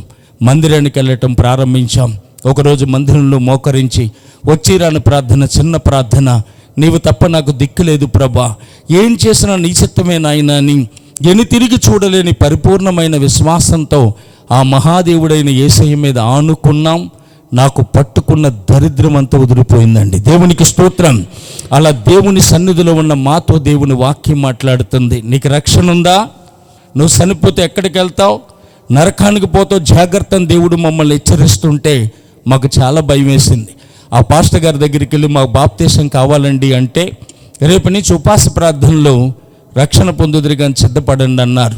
నేను, నా భార్య, మా అమ్మ, అమ్మమ్మ, చిన్న చెల్లి 5గురం కూడా బాప్తీసం పొందటానికి సిద్ధపడుతున్నాం. ఈలోగా మా బావగారు మా పెద్ద చెల్లిని తీసుకొచ్చి ఇడిచి పెట్టేశారు. 40 ఏళ్ళు కట్నం ఇస్తేనే కాపురానికి తీసుకెళ్తాను, లేకపోతే తీసుకెళ్ళను అన్నారు. మమ్మల్ని నవ్వులు పాలు చేయొద్దండి, మాకు తినటానికే లేదండి, ఎప్పటికప్పుడు మీ డబ్బులు ఇచ్చేస్తాను, తీసుకెళ్ళిపోండి బాబు అని అందరిలో ఆయన కాళ్ళు పట్టుకొని బ్రతిమాలితే 40 ఏళ్ళకి 40 పైసలు తక్కువ వచ్చినా మీ చెల్లి నీ ఇంటికాడే ఉంటుందని చెప్పి బూతులు తిట్టుకుంటూ వెళ్ళిపోయారు మా బావ. మా అమ్మమ్మ వచ్చి అంటుంది, నువ్వు చూస్తే రక్షణ అంటున్నావు, చెల్లి కాపురం చూస్తే ఎలాగైపోయింది, ఎలాగరా అంటుంటే మా చెల్లి నా దగ్గరికి వచ్చి చెప్పిన మాటలు ఏంటో తెలుసా? నువ్వు బాప్తీసం పొందినా పొందకపోయినా 40 ఏళ్ళు కట్నం ఇస్తేనే కానీ బావ నన్ను కాపురానికి తీసుకెళ్ళడం, అది అలా ఉంచు, తాగుబోతువైన నిన్ను మార్చిన దేవుడు గొప్ప దేవుడు, వెళ్ళి ముందు రక్షణ పొందరా అని చెప్పిందండి. దేవునికి స్తోత్రం. వెంటనే వెళ్ళి నేను, నా భార్య, మా అమ్మ, అమ్మమ్మ, చిన్న చెల్లి 5గురం కూడా బాప్తీసం పొందాం. బాప్తీసం పొంది నీటిల్లోంచి పైకి వస్తూ యేసు ప్రభుని మా నాన్నగా చేసుకున్నానండి. నేను పడిన బాధ, నేను అనుభవించిన కష్టం, నేను భరించిన దరిద్రం అంతా నా తండ్రితో చెప్పి నీటిల్లోంచి పైకి వచ్చి 250 మంది విశ్వాసాలు అక్కడుంటే వారి చేతులు పట్టుకొని నా కోసం, మా చెల్లి కోసం ప్రార్థించేయండి అన్నప్పుడు వారందరూ ఎలుగెత్తి కన్నీటితో ప్రార్థన చేశారు. రక్షణ పొందనన్న ఆనందం, సంతోషం నాకు ఉంది, కానీ మా చెల్లి కాపురం పోయిందన్న బాధ నన్ను వేధించేస్తుంది. నా చెల్లి కాపురాన్ని నిలబెట్టు నాన్న అని మనసులో ప్రార్థించుకుంటూ వెళ్ళిపోతున్నాను. అంత దూరాన మా ఇల్లు ఉందనగా ఇక్కడి నుంచి చూస్తుంటే మా చెల్లెల మామయ్య గారు మోటార్ సైకిల్ మా ఇంటి దగ్గర స్టాండ్ వేస్తుంది. అతడు అంజుడు, విగ్రహారాధికుడు, యేసుప్రభు అంటే పడని వ్యక్తి. పెళ్లి పెద్దని తీసుకొచ్చి పెద్ద పెద్ద కేకలేసి బూతులు తిడుతున్నారు. అంత దిక్కులేనిదో పిల్లలు చేశాడు. కట్నం అనిమ్మను, ఇడాకులనిమ్మని అంటుంటే ఆ ఇంటి చుట్టూ ఉన్న జనం అందరూ వచ్చి చాలా అసహ్యంగా మాట్లాడుతున్నారు. ఆ ఎదవ చేసిన పనిగా పిల్ల కాపురం పోయింది. కట్నం ఇవ్వకపోతే ఎవరు మాత్రమే ఎలుకుంటారన్నప్పుడు నేను ఇలా బైబిల్ పట్టుకుని వెళ్తూ ఆగిపోయాను. రక్షణ పొందనన్న సంతోషంతో నేను వస్తుంటే ఇప్పుడు వచ్చారేంటి ఈయన? ఈ గ్రంథాన్ని నా చేతిలో చూస్తే మా చెల్లి కాపురం పోతుందని వారికి భయపడి బైబిల్ వెనకాల దాసేస్తున్నాను. దేవుని ఆత్మ నాతో మాట్లాడుతుంది, పెరికి వాడి కింద దాక్కుంటామని నిన్ను పిలవలేదు, ధైర్యంగా ప్రకటించన్నాడు నా దేవుడు. ఆయన అన్న మాటను బట్టి బూతులు తిడుతున్న వ్యక్తి ముందు ఈ పరిశుద్ధ గ్రంథాన్ని పెట్టాను. ఆయన తిడతా ఆగి ఏంటదని అడిగారు. ఇది బైబిల్ అండి, నేను యేసు ప్రభుని నమ్ముకున్నానండి అంటే, అన్యుడు, విగ్రహారాధికుడు, అప్పటి వరకు ఇడాకుల కోసం మాట్లాడి పచ్చి బూతులు తిట్టిన వ్యక్తి ఏమంటున్నాడో తెలుసా? నువ్వు దేవుని నమ్ముకున్నావు కాబట్టి ఇప్పుడు బాగుపడతావు, రూపాయి కట్నం మాకు అక్కర్లేదని వెంటనే కాపురానికి తీసుకెళ్ళిపోయారు. దేవునికి స్తోత్రం. పండగ బట్టలు పెట్టలేదని పుట్టింటికడ తమ భార్యలను వదిలేసే రోజులండి ఇవి. ఎంతవరకు 40,000కి 40 పైసలు తక్కువ వచ్చినా మీ చెల్లి నీ ఇంటికాడే ఉంటుందని చెప్పిన మా బావ ఈరోజు కచ్చిపుతో శుద్ధ ఆయనే కొని నాకు పంపేలా దేవుడు ఆ కుటుంబాన్ని మార్చేశాడు. అదే చెల్లి గర్భిణీగా ఉన్నప్పుడు 4 నెలలు ఉమ్మనీరు పోతే తల్లి బిడ్డ కూడా బతకదన్నారు. అన్న హాస్పిటల్లో తిరిగి చివరికి రామచంద్రపురం స్టాన్లీ గారి భార్య రేణుకాదేవి దగ్గర తీసుకెళ్తే వారు కూడా బతకదన్నారు. మంచి మందులు వాడదామంటే మా దగ్గర డబ్బులు లేవు. మా చెల్లిని మడత మంచం మీద పడుకోబెట్టి కాళ్ళ తలంపులు ఇటుక బిడ్డలు ఎత్తిపెట్టి అలాగే ఉపవాసంతో ప్రార్థన చేసేవాడిని. ఎంతోమంది చల్లాయిలు నీళ్లు పోసుకున్నప్పుడు ఎన్నో కేజీలు స్వీట్లు ఎట్టుకెళ్ళి ఇచ్చాను ఈ చేత్తో. మా చెల్లికి ఒక మిఠాయిని పెట్టుకునే దిక్కు కూడా నా దగ్గర లేదండి. మా చెల్లెంకు చూస్తుంటే రేపు చచ్చిపోతానన్నయ్య, ఎల్లుండి చచ్చిపోతానన్నయ్య అని ఏడ్చేది, చాలా ఏడుపు వచ్చేది. అలాగే ఉపవాసంతో దేవుడి దగ్గర ప్రార్థన చేశాను. తాగుబోతున్న నన్ను మార్చావు కదా నాన్న, చెల్లి కాపురాన్ని నిలబెట్టావు కదా నాన్న, ప్రాణాన్ని కూడా పోయినా అన్నని ప్రార్థన చేసినప్పుడు డెలివరీ సమయంలో రిక్షాకి ఇవ్వడానికి 10 రూపాయలు కూడా మా దగ్గర లేవండి. అమ్మని చెల్లిని రిక్షా ఎక్కించి చిన్న బాబులిద్దరిని కూడా పంపించి నేను ఆ ఊరు అడ్డుపడ్డాను. మా చెల్లి సావు బతుకులు ఉంది, సహాయం చేయని అడుక్కుంటే ఆ రోజుల్లో 70 రూపాయలు ఇచ్చారు. ఆ 70 రూపాయలు చేత్తో పట్టుకుని గుండెలు బాదుకుంటూ నా చెల్లిని బ్రతికించు నాన్న అని పరిగెత్తుకుని వెళ్తుంటే ఆ 2 బాబులు నాకు ఎదురొచ్చి అంటున్నారు, రిక్షా దింపగానే పురుడు వచ్చేసింది అన్నయ్య అని చెప్పారు. ఎందుకు ఈ మాటలు చెప్తున్నానంటే బిడ్డ అడ్డం తిరిగింది, పెద్ద ఆపరేషన్ పడుతుంది, 10,000 కావాలి అంటే నా చెల్లి నాకు దక్కునా. గబగబా హాస్పిటల్ దగ్గరికి వెళ్ళి మా అమ్మతో అంటున్నాను, ఎలా పడ్డామా మీ పాటలు, ఎవరిచ్చారమ్మా, నాకు తెలకుండా ఎక్కడ తెచ్చావమ్మ అంటే మా అమ్మ అంటుంది, పెద్దడా నువ్వు కంగారు పడకు, దేవుడు చాలా గొప్ప కార్యం చేశాడు. ధర్మాస్పటల్ అట, మనమేం ఒక్కర్లొద్దు కానీ తిరిగి వాళ్ళే మనకి 300 ఇస్తారట అని చెప్పింది మా అమ్మ. తాగుబోతునైన నన్ను ఒక్క రాత్రి మార్చాడండి యేసయ్య. నా చెల్లి కాపురాన్ని ఒక్క నిమిషంలో నిలబెట్టాడు యేసయ్య. నా చెల్లికి ప్రాణాన్ని పోశాడు యేసయ్య. 12 బిడ్డల్ని ఇచ్చాడు యేసయ్య. ఆసుపత్రిలోనే మోకరించాను. ఎంత గొప్ప దేవుడు అని నాకు తెలియదు ప్రభా, ఇన్ని గొప్ప కార్యాలు నాకే చేస్తున్నావా తండ్రి, నీ ద్వారా ఇన్ని మేలులు పొందిన తర్వాత నేను మళ్ళా తప్పుడు పనులు చేస్తే నీ నామానికి అవమానం వస్తుంది ప్రభా. స్వార్థంతో అడుగుతున్నాను అనుకుంటావో ఏమనుకుంటావో నాకు తెలియదు కానీ 1,80,000 అప్పులు ఉన్నాయి కదా, అప్పులు తీరే మార్గం చెప్పు తండ్రి అని నేను ప్రార్థన చేసినప్పుడు ప్రభు మళ్ళా నేను ఇటుక బట్టి చేస్తున్నట్టే దర్శనాన్ని చూపించారు. ఎలా చేయగలను ఇటుక బట్టి, అమ్మేసాను కదా బట్టి అంటే, ఆ బట్టి కొనుక్కున్న వ్యక్తి ఒకరోజు ఉదయాన్న నా దగ్గరికి వచ్చి, ఈ బట్టి మేము చేయలేమండి, మగత ఇద్దరు కానీ మీరే చేసుకోండి, పెట్టుబడి కూడా ఎంత పెట్టమంటారో చెప్పండి నేనే పెడతానని ఆ బట్టిని మరలా నాకు అప్పగించారు. ఏ స్థలాన్ని అయితే అమ్మేశానో అదే స్థలాన్ని రెంట్కి తీసుకొని యేసయ్య నామంలో ప్రార్థన చేసి పని చేయటం ప్రారంభించాను. 1 నెల వ్యాపారం చేసేసరికి ప్రభు మళ్ళా ఒక ట్రాక్టర్ కొనుక్కున్నట్టుగా దర్శనాన్ని చూపించాడు.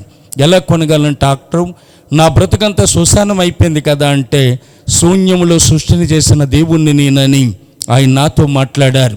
మరుసటి రోజు ఉదయాన్నే 4 వ్యక్తులు 20,000 రూపాయలు తెచ్చి, ఇది వడ్డీ కాదండి, బాగుంటే ఇద్దరిగా లేకపోతే వద్దు పెట్టుకోండి అని ఇస్తే ఆ 20,000 పట్టుకెళ్ళి రామచంద్రపురం ప్రసన్నగినేశ్వర ఫైనాన్స్ కంపెనీలో 65,500కు ఒక డొక్కు ట్రాక్టర్ నేను కొనుక్కున్నాను.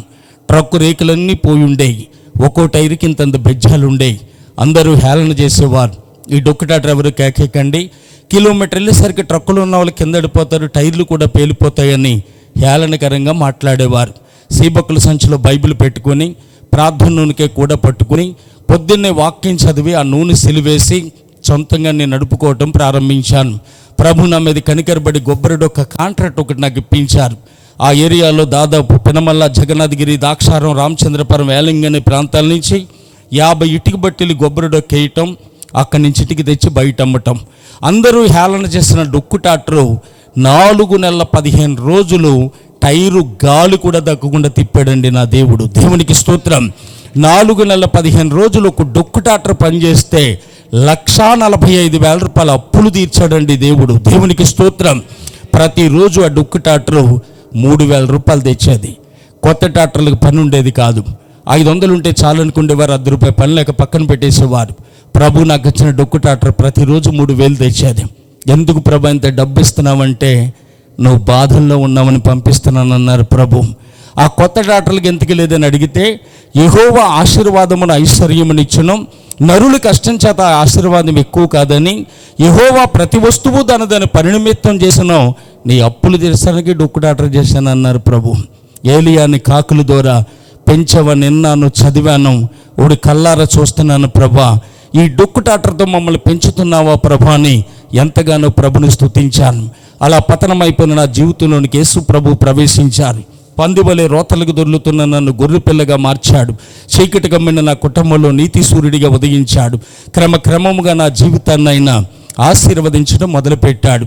2003 ఆగస్టు 17వ తారీఖున ప్రభు సేవ చేయమని పిలిస్తే ఇటుక బట్టి వదిలేశాను, ట్రాక్టర్ అమ్మేశాను, ఒక ఆటో ఉండేది, ఆటో కూడా అమ్మేసి ఉన్న బాకీలన్నీ తీర్చేసి అదే గ్రామంలో చిన్న తాటాకులు పాకేసి సేవ ప్రారంభించాం. ఆ చిన్న తాటాకులు పాకిన దేవుడు ఈరోజు పెద్ద మందిరంగా మార్చాడు. నా పిల్లలిద్దరూ, ఒకరు 8వ తరగతి, ఒకరు 7వ తరగతి చదువుతున్న వయసులో 2005 మార్చి నెల 15వ తారీఖున ఇద్దరూ రక్షణ పొందారు. నేను నా ఇంటి వారును యెహోవాను సేవించదమన్న వాగ్దానాన్ని దేవుడు నా కుటుంబం పట్ల నెరవేర్చాడు. కాగెవడైనా క్రీస్తునందున్న ఎడల వాడి నూతన సృష్టి, పాతవి గతించను, సమస్తము క్రొత్తవాయినని బట్టీసీనిగా పతనమైపోయిన నా జీవితాన్ని అంతం చేసి అరుణ్ కుమార్గా కొత్త జీవితాన్ని ప్రభు నాకు ఇచ్చారు. చివరికి చిన్న చెల్లి పెళ్లి విషయంలో ఎలా చేయను ప్రభాని ప్రార్థిస్తున్నప్పుడు ఒక గొప్ప సంబంధాన్ని దేవుడు పంపించాడు. వారు రాగానే 10 లక్షల కట్నం అడిగారండి. వారికి ఉన్న స్తోమతకి ఇవ్వాలి. కానీ నేను అలా చూస్తూ ఉండిపోతే వాళ్ళు అంటున్నారు, మిమ్మల్ని చూస్తే ఎందుకో మాకు జాలేస్తుంది, 5 లక్షలు ఇవ్వగలరా అన్నారు. పక్కనున్న వాళ్ళు అంటున్నారు, మంచి ఛాన్స్ కొట్టారు, ఒప్పుకోండి, వదలకండి, పోనవ్వకండి సంబంధం అంటే నేను ఇంకా అలా తెంగురోకిని చూస్తూ ఉండిపోయిన 5 లక్షల అని. వాళ్ళు అంటున్నారు, మిమ్మల్ని చూస్తే ఎందుకో మాకు ఇంకా జాలేసేస్తుందండి, 3 లక్షలు ఇస్తారా అన్నారు.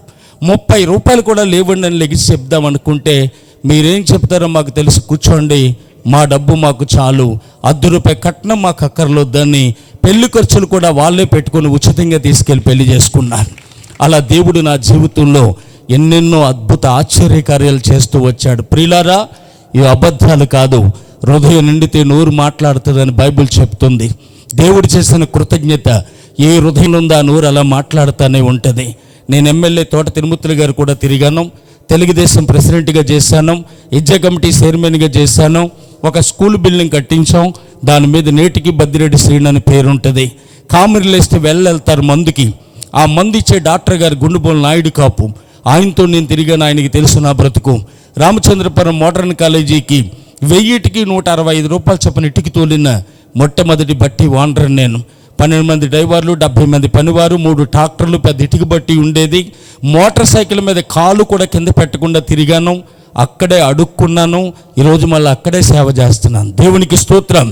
యేసు ప్రభు అక్కడే బతుకులు మార్చే దేవుడని ప్రకటించే మహాభాగ్యాన్ని ఈ దినాన్ని దేవుడు నాకు అనుగ్రహించాడు. దైవ ప్రేమ సన్నిధి అనే బ్యానర్ పై నేను ఓనిగా ఒంటరిగా సేవ చేస్తున్నాను. ఏరుపల్లిలో ఒక మందిరం, మెండపేట దగ్గర నేల్టూర్ అనే ప్రాంతంలో ఒక మందిరం. విచిత్రం ఏంటంటే దాక్షారమ పక్కన వెంకటాయపాలెం అనే గ్రామంలో ఎమ్మెల్యే తోట తిరుమూర్తులు గారి ఇంటి పక్కనే ఒక 30 లక్షలతో ఒక మందిరం కట్టుకోవటానికి దేవుడు సహాయం చేశాడు. 3 చోట్ల ఆరాధన జరుగుతుంది. నేటికి 5 రాష్ట్రాలలో అయిన మాటలు ప్రకటించే భాగ్యాన్ని దేవుడిచ్చాడు. ఈరోజు దేవుడు నాకు ఇచ్చిన ఆశీర్వాదం ఎలాంటిదో చెప్పనా?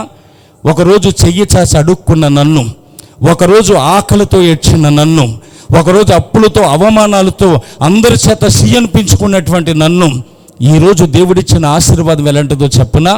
98వ సంవత్సరం నేను మర్చిపోలేంది, నాకు మరుపు రానిది.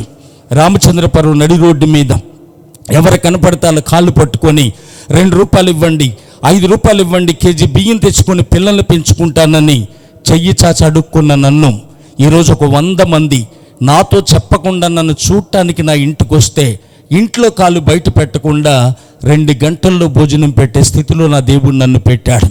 పెంటకుప్ప మీద నుండి దీనులను పైకి లేవనెత్తువాడునన్న వాగ్దానాన్ని దేవుడు నా కుటుంబం పట్ల నెరవేర్చాడు. ఇంతవరకు నా సాక్ష్యం విన్న మీ అందరికీ కూడా ప్రభు పేరిట వందనాలు తెలియజేస్తున్నాను. నా కోసం, నా పరిచర్య కోసం, నా కుటుంబం కోసం మీ అనుదిన ప్రార్థనలో జ్ఞాపకం చేసుకోవాల్సిందిగా ప్రేమతో మీకు తెలియజేస్తున్నాను. మరి ముఖ్యంగా తాగుబోతులు ఎవరైనా ఉండి మాటలు ఆలకిస్తూ ఉంటే, నా ప్రియమైన అన్న, ప్రియమైన తమ్ముడా, ప్రియమైన స్నేహితుడా, నీ 2 కాళ్ళకి దండం పెట్టి చెప్తున్నాను, తాగుడు మానే. తాగుడు దరిద్రాన్ని తెస్తుంది, తాగుడు వెక్కిరంతల పాలు చేస్తుంది, తాగుడు అవమానాన్ని తెస్తుంది. సరదా అంటూ, సంతోషం అంటూ, ఎవడో పోయించాడని ఒకరోజు, ఎవరికో పోయించాలని ఒకరోజు, లాభం వచ్చిందని ఒకరోజు, లాస్ వచ్చిందని ఒకరోజు, నీ ఇష్టానుసారంగా తాగుతున్నావే. కానీ ఇంటికాడ నీ భార్య పిల్లలు తిన్నారో ఉన్నారో ఏ రోజైనా ఆలోచించావా? అలా ఆలోచించకపోతే కొద్ది నిమిషాలు మనసు పెట్టి ఆలోచించు. తాగుడు ఎంత దరిద్రాన్ని తెస్తుందో ఒక మాట చెప్తాను. నా ఇటుక బట్టీలో ఒక ఆయన కావుడు మోసేవాడు. అతనికి 4 పిల్లలు, 3 ఆడపిల్లలు, 1 మక్కుర్రాడు. 2 పిల్లలు పెద్ద మనిషి పెళ్ళిడికి వచ్చారు. అతను రోజుకి 500-600 సంపాదించేవాడు, 500 తాగేసేవాడు. నాకు ఒకసారి రామచంద్రపురం అతను కనపడినప్పుడు దేవుడు అంటున్నాడు, నన్ను గూర్చి అతనికి చెప్పు అని. నేను అన్నాను, ఇంతమంది జనం ఉన్నారు ఇక్కడ, అతనేమో తాగటానికి వెళ్తున్నాడు, నేను చెప్తే మాత్రం మాంతాడా ప్రభు అంటే, నీ వంతుకి చెప్పేసి వచ్చామన్నాడు ప్రభు. వెళ్ళాను, 2 చేతులు పట్టుకున్నాను. అన్నయ్య, ఎలాగుండేది నా బ్రతుకు, ఎలా మారింది, కల్లారా చూస్తున్నావు అన్నట్టు నీకు ఎప్పుడు చెప్పలేదు. కానీ దేవుడు ఎందుకు నన్ను బలవంతం చేస్తున్నాడు. మారిపో అన్నయ్య, మానే అన్నయ్య, తాగొద్దు అన్నయ్య అంటే అతను ఏమన్నాడో తెలుసా? చూడు బాబు, ప్రతి ఒక్కడు మారటానికి ఒక టైం ఉంది. నీ టైం వచ్చింది, నువ్వు మారు, మా టైం వస్తే మేము మారుతామన్నాడు. ఎప్పుడొస్తుంది నీకు టైం? అన్నీ పోయాక దరిద్రునైనప్పుడు నేను ప్రభు దగ్గరికి వచ్చాను. నాకు పట్టుకున్న దరిద్రమే నీకు పట్టుకోవాలని ఎడితే ఎందుకు? అన్నీ బాగుండగా రావచ్చు కదా ప్రభు దగ్గరికి అంటే, ఇలాంటి ఎదవ కోర్లు చెప్పొద్దు, పోతావా పోవా అన్నాడు. ఆ రాత్రి నా అతనికి ఎదవ కోర్ల కింద కనపడ్డాయి. ఈ రాత్రి నీకు కూడా నాకు ఎదవ కోర్ల కిందే కనపడవచ్చు.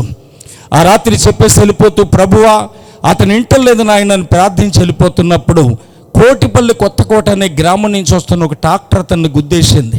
టీవీలో చూపించాడు, పేపర్లో పడింది దృశ్యం. 2 కిడ్నీలు నలిగిపోయినాయి. కాకినాడ ప్రభుత్వ హాస్పిటల్కి తరలించారు. నీరుడు బంద్ అయిపోయింది, నిరసనం బంద్ అయిపోయింది, చచ్చిపోతాడు తీసుకెళ్ళిపోండి అంటే భార్య బిడ్డలు అలోమని ఏడుస్తుంటే ఆ కులస్తులు ఇంటింటికి వెళ్ళి సందా వసూలు చేస్తే 4800 ఇచ్చారు అందరూ కలిపి. 2 రోజుల డబ్బులు అయిపోయినాయి. నాకు తెలిసి హాస్పిటల్కి వెళ్ళాను. ఒక 500 అతని చేతుల్లో పెడితే దండం పెట్టి ఏడుస్తున్నాడు. ఆ రాత్రి నేను చెప్పినప్పుడు, నువ్వు తాగుడు మానేసి ఉంటే ఈ ప్రమాదం నీకు వచ్చేది కాదు. సరే, నా దేవుడికి ఇష్టమైతే నేను బాగు చేస్తాడు, నేను ప్రార్థన చేస్తానని, నా భార్య భర్త ఏడుస్తున్నారు. దేవుడు సూటిగా నాతో మాట్లాడుతున్నాడు. ఏమన్నా తెలుసా? ఆ రాత్రి నిన్ను నేను రక్షించుండకపోతే నీ బతుకు కూడా ఇంతే కదా అన్నారు ప్రభు. అవునయ్యా, రోగిని కాకముందే, హాస్పిటల్ పాలవకముందే, నా కుటుంబం నా నిమిత్తం సందాలు ఎత్తకముందే నన్ను కాపాడావా ప్రభు అని ఎంతగానో ప్రభుని స్తుతించి నేను ఇంటికి వచ్చాను. నా వెనకాల అతను చచ్చిపోయాడండి. ఇంటికి తీసుకొచ్చారు, దహన కార్యాలు జరిగినాయి. ఏరుపల్లులు లాంటి అరుగు మీద చిన్న కిరణ కొట్టండి అతంది. పొద్దుట సాయంత్రం మడత కుర్చీలో పడుకునేవాడు అరుగు మీద. 25-30 మంది తన స్నేహితులు అటు ఎదురుగుంట కూర్చుండేవారు.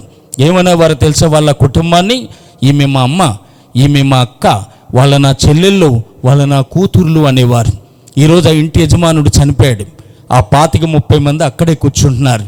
వాళ్ళ మనసు మారిపోయింది, మాట మారిపోయింది, చూపు మారిపోయింది, స్వభావం మారిపోయింది.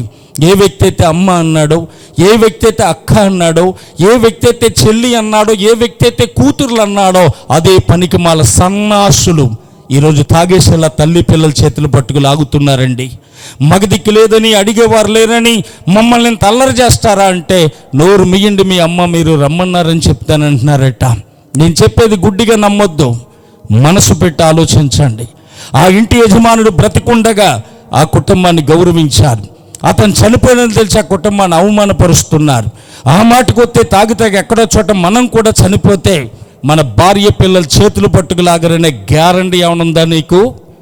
మనిషివైతే, మనిషిని ఎత్తితే ఈ రాత్రి నువ్వు మారిపోవాలి. ఎందుకంటే మనం చనిపోయాక, నా స్నేహితుడు చనిపోయాడు, తన కుటుంబాన్ని పోషించాలి అన్నవాడు ఎవడు లేడు ఈ భూమి మీద. ఎప్పుడు చనిపోతావని భార్యను అనుభవించాలని చూసేవాడే, ఎప్పుడు చనిపోతావని పిల్లల్ని పాడు చేయాలని చూసేవాడే. కనుక తాగి చనిపోతే నా భార్య బిడ్డలు రోడ్డు పాలై వేసులు అవుతారు, అందరూ చేతులేస్తారు. కనుక తాగుడు మాని నా భార్య బిడ్డలు ఆకలి తీర్చాలన్న జ్ఞాన నేత్రాలు తెరవబడాలని ఈ మాటలు నీకు తెలియజేస్తున్నాను. ఇంటే బాగుపడతావు, వినకపోతే చెడిపోతావు. నిర్ణయాన్ని నీకే వదిలేస్తున్నాను. ఎక్కడి నుంచో వచ్చిన బట్టీసి నన్ను నేను మార్చిన దేవా, నా బ్రతుకును కూడా మార్చని ఒక్క మాట ప్రార్థించగలిగితే, ఈ రాత్రి నన్ను మార్చిన దేవుడు, ఆకలి తీర్చిన దేవుడు, అప్పులు తీర్చిన దేవుడు, అవమానాలు దొర్లించిన దేవుడు, ఘనతని గౌరవాన్ని ఇచ్చిన దేవుడు ఈ రాత్రి నిన్ను చేరదీయటానికి, దీవించటానికి సమర్థుడు. ఈ రాత్రి ఆయన రక్షకుడిగా అంగీకరించి పరిపూర్ణంగా నీ హృదయాన్ని ప్రభుకి ఇవ్వగలిగితే మళ్ళా సంవత్సరం ఇదే సభల్లో నేనుగా చెప్పడం, యేసయ్య నా బ్రతుకు మార్చాడని నువ్వు చెప్పాలి. యేసునామములో సాక్ష్యం. అట్టి కృప దేవుడు అందరికీ అనుగ్రహించును గాక. ఆమేన్. చేతులెత్తి గట్టిగా స్తోత్రం చెబుదాం. హల్లెలూయా. ఒక పావు గంట దేవుని వాక్యాన్ని మనం ధ్యానం చేసుకొని ఈ పరిచర్యను మనం ముగించుకుందాం. ఒక పావు గంట 10-15 నిమిషాలు చూడండి. చదువుకున్న వాక్య భాగము లూకా శుభవార్త 19వ అధ్యాయము 10వ వచనాన్ని మనం చదువుకున్నాం. చదువుకున్న వాక్య భాగంలో యేసు ప్రభువారు ఈ లోకానికి ఎందుకు వచ్చారు, ఆయన ఈ లోకానికి రావాల్సిన అవసరత ఏంటంటే, నశించిన దానిని వెదకి రక్షించడానికి మనుష్య కుమారుడు వచ్చనని అతనితో చెప్పెను అని రాయబడింది. అక్కడ యేసు ప్రభువారు నశించిన దానిని వెదకి రక్షించడానికి వచ్చాడని అక్కడ రాయబడింది. ఈ మాట పలుకుతున్న వ్యక్తి ఎవరు అంటే, పరాత్పరుడైన యేసు ప్రభువారే స్పష్టంగా ఈ మాటను పలుకుతున్నారు. ఎక్కడుండి పలుకుతున్నారంటే, యెరికో పట్టణంలో సుంకపు గుత్తదారుడు ధనవంతుడైన జక్కయ్య ఇంటి నిలిచి ఈ మాటను ప్రభు పలుకుతున్నాడు. ఆకాశాన్ని చేసిన దేవుడు, భూమిని నిర్మించిన దేవుడు, పంచభూతాలని కలగజేసి సూర్యచంద్ర నక్షత్రాలకి పేర్లు పెట్టిన దేవుడు 2025 సంవత్సరాల కిందట కన్యమరియ గర్భాన్న ఆయన మనుషుడిగా జన్మించాడు. ఆయన తల్లిదండ్రులకి 30 సంవత్సరాలు లోబడి ప్రియులార తల్లిదండ్రుల్ని వడ్రంగ పనిచేసి పెంచుకున్నాడు. 30 సంవత్సరాలు నిండిన పిమ్మట యోర్దాను నది దగ్గరికి వెళ్ళి ప్రవక్త అయిన యోహాను చేతుల మీదుగా ఆయన బాప్తీసాన్ని పొందారు. పరిశుద్ధాత్మ పౌరుములైన మీదకి దిగి వచ్చింది అని వాక్యములో రాయబడింది. ఆకాశము తెరవబడి, ఇతడు నా ప్రియకుమారుడు, ఇతని యందు నేను ఆనందించుచున్నాను అని దేవుడిచ్చిన సాక్ష్యం మనకి కనబడుతూ ఉంది. ఆయన తల్లిదండ్రులకి విధేయుడిగా జీవించాడు, బాప్తీసాన్ని పొందాడు, పరిశుద్ధాత్మను పొందాడు, దేవుడి చేత మంచి సాక్ష్యాన్ని పొంది దేవుని రాజ్య సువార్తను ప్రకటించడం ప్రారంభించాడు. మార్కు సువార్త 1వ అధ్యాయం 15వ వచనంలో, కాలము సంపూర్ణమై ఉన్నది, దేవుని రాజ్యం సమీపించింది, మారు మనసు పొంది సువార్త నమ్మండి అని చెప్పి ఆయన దేవుని రాజ్య సువార్తను ప్రకటించడం ప్రారంభించారు.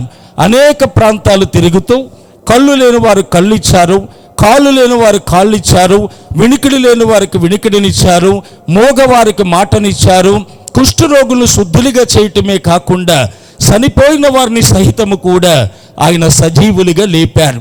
అద్భుత కార్యాలు, ఆశ్చర్య కార్యాలు, సూచక్రియలు, మహత్కార్యాలు చేస్తా అనేక ప్రాంతాలు సంచరించి ఇంచుమించు చివరి గడియలలో ఆయన యెరికో పట్టణంలో అడుగు పెట్టారు. యెరికో అనగా సువాసన కలిగిన పట్టణము అని అర్థం. యెరికో అనగా సువాసన కలిగిన పట్టణము అని అర్థం. పేరైతే సువాసన కలిగిన పట్టణమే కానీ సువాసన కలిగిన జీవితాలు యెరికోలో మనకు కనపడవు. యెరికోలో ఏముండేది, యెరికోలో ఎవరుండేవారు అని వాక్యంలోంచి మనం చూస్తే, యెహోషువ గ్రంథం 2వ అధ్యాయం 1 నుంచి మీరు తర్వాత చదువుకోండి. యెహోషువ 2 ఇశ్రాయేలుని పిలిచి, మీరు ఈ గ్రామంలోకి వెళ్ళి ఈ పట్టణం అంతా సంచరించి చూడండి, అక్కడున్న వారు బలవంతుల బలహీనుల, మనకంటే ఎక్కువ ఉన్నారా తక్కువ ఉన్నారా, వాళ్ళ ఆయుధాలు ఎలాంటివి, వాళ్ళ కట్టడాలతో కట్టబడిన దాంట్లో ఉన్నారా, గుడారాల్లో ఉన్నారా, వాళ్ళని మనం జయించగలమా జయించలేమా చూసి రండని పంపుతాడు. ఆ 2 వెళ్ళి ఆ యెరికో పట్టణం అంతా సంచరించి చూశారట. ఎవరునూ ఎవరింట వాళ్ళని చేర్చుకోలేదట. ఒక స్త్రీ మాత్రం తన ఇంట వాళ్ళని చేర్చుకొని మిద్ది మీద జనపకంపల్లో దాసింది అని వాక్యములో రాయబడింది. ఆ స్త్రీ ఇల్లు ఆ పట్టణపు ప్రాకారము మీద కట్టబడి ఉందని, ఆ స్త్రీ పేరు రహాబ్ అనే వేశ్య అని రాయబడింది. ప్రియులారా, ఈ రహాబ్ అనే వేశ్య ఏం చేసేది యెరికోలో అని మనం చూస్తే, చరిత్రను బట్టి మనం చూస్తే పగలంతా కూడా వడ్ల వ్యాపారం చేసేది. ఆ వడ్డలకి ఆ రోజుల్లో పేరు పూటకూలివాని ఇల్లు. ఆ వడ్డలకి ఆ రోజుల్లో పేరు ఏంటంటే పూటకూలివాని ఇల్లు. పగలంతా వడ్ల వ్యాపారం చేసేది. రాత్రి అయ్యేసరికి అమాయకపు స్త్రీలకు మాయ మాటలు చెప్పి రకరకాల పుష్పాలు ఏలాడదీసి రకరకాల పర్ఫ్యూమ్స్ కొట్టి వెళ్ళేవారిని వచ్చేవారిని సువాసన వలన ఆకర్షించి వాళ్ళతో పాపం చేయించేది, పాపం చేసేదని చరిత్ర చెప్తూ ఉంది. అందుకే ఆమె పేరు రహాబ్ అనే వేశ్య. ప్రియులారా, ఈ మాటను బట్టి మనం చూస్తే యెరికోలో ఎవరు ఉండేవారంటే ఆనాడు వేశ్యలు ఉండేవారు. ప్రియులారా, ఎవరు వేశ్యలు అని మనం చూస్తే, ప్రియులారా, భర్త ఉండగా పరాయి పురుషునితో, భార్య ఉండగా పరాయి స్త్రీతో అక్రమ సంబంధం పెట్టుకొని డబ్బు కోసమో, సుఖం కోసమో, సౌఖ్యం కోసమో తమ శరీర మానాలను అమ్ముకునే వేశ్యలు ఆ రోజు యెరికోలో ఉండేవారు ప్రియులారా. అందుకే సొలొమోను అంటాడు, వేశ్య లోతైన గొయ్యి, పరస్త్రీ ఇరుకైన గుంట అన్నాడు. సొలొమోను అన్నాడు, వేశ్య సాంగత్యం చేసేవాడికి రొట్టె తునక మాత్రమే మిగులుతాది అని. సొలొమోను చెప్పాడు, వేశ్యలతో సాంగత్యం చేసేవాడు తన ఆస్తిని పాడు చేసుకుంటాడు అని. యేసు ప్రభువారు కూడా చక్కటి ఉపమానం చెప్పారు. ఒక తండ్రికి 2 కొడుకులు ఉన్నారట. చిన్నవాడు తండ్రి దగ్గర ఆస్తి తీసుకొని దూరదేశం వెళ్ళి దుర్వ్యాపారం చేసి వేశ్యలకు తన ఆస్తిని పాడు చేసుకున్నాడు అని యేసు ప్రభు చెప్పారు. ఆనాడు ఆ మనుషుల దగ్గర ఉన్న డబ్బు కోసం తమ శరీరమానాలు అమ్ముకునే వేశ్యలు ఆనాడు ఎక్కడుండేవారంటే యెరికోలో ఉండేవారు. ప్రియులారా, నా చిన్నప్పుడు కూడా మా డ్రైవర్ అనేవాడు, వేశ్యలు ఎక్కడుంటారో తెలుసా సీనుబాబు అనేవాడు. వేశ్యలు అంటేనే నాకు తెలియదు. నేను అడిగేవాడిని, ఎక్కడుంటారు అని అడిగేవాడిని. అప్పుడు మనం రిక్షా ఎక్కాలి. ఆ రిక్షా ఆయన దగ్గరికి వెళ్ళి రిక్షా ఎక్కితే ఆ రిక్షా ఆయన అడుగుతాడు, ఎక్కడికి బాబు అని. పెద్దయా, వేశ్యలు ఎక్కడ ఉంటారని అడిగితే ఊరికి 4 కిలోమీటర్లు తీసుకెళ్ళి అక్కడ ఆపు చేసి అక్కడి నుంచి 1 కిలోమీటర్ దూరంలో వెలుగుతున్న దీపాన్ని చూపించి, ఇక్కడి నుంచి రిక్షా వెళ్ళదు బాబు, ఈ గొట్టంపడి వెళ్ళిపోతే అక్కడ ఉంటారు అని చెప్పేవాడు అప్పుడు. కానీ వాక్యం అంటుంది, దేశం వ్యభిచారులతో నింపబడింది. వాళ్ళు వీళ్ళని తడలేదు, చిన్న పెద్ద తేడా లేకుండా పందుల వలె, కుక్కల వలె ఈరోజు జీవించే వాళ్ళు చాలామంది కనపడుతూ ఉన్నారు. పవిత్రతను పాడు చేసుకొని, పరిశుద్ధతను పాడు చేసుకొని, నీతి లేక, నిజాయితీ లేక చెడిపోయిన వారు చాలామంది ఈరోజు కనపడుతూ ఉన్నారు. ఆనాడు వేశ్యలు ఎక్కడ ఉండేవారంటే యెరికోలో ఉండేవారు. అది వేశ్యలతో నింపబడిన స్థలం. 2వ మాట మీ జ్ఞాపకం చేస్తాను. యెహోషువ గ్రంథం 6వ అధ్యాయం, యెహోషువ గ్రంథం 6వ అధ్యాయం 26, 27 వచనాలు మీరు చదివితే అక్కడ ఇశ్రాయేలీలతో యెహోషువ అంటాడు, అబ్బాయి, ఈ పట్టణాన్ని దేవుడు మన కొరకు కూల్చాడు గనుక దీన్ని ఎవరు కట్టడానికి వీల్లేదు.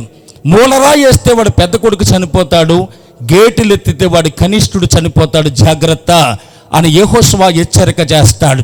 ఇశ్రాయేలు ప్రజలు ఐగుప్తు దేశంలో 430 సంవత్సరాలు బానిసలుగా ఉన్నారు.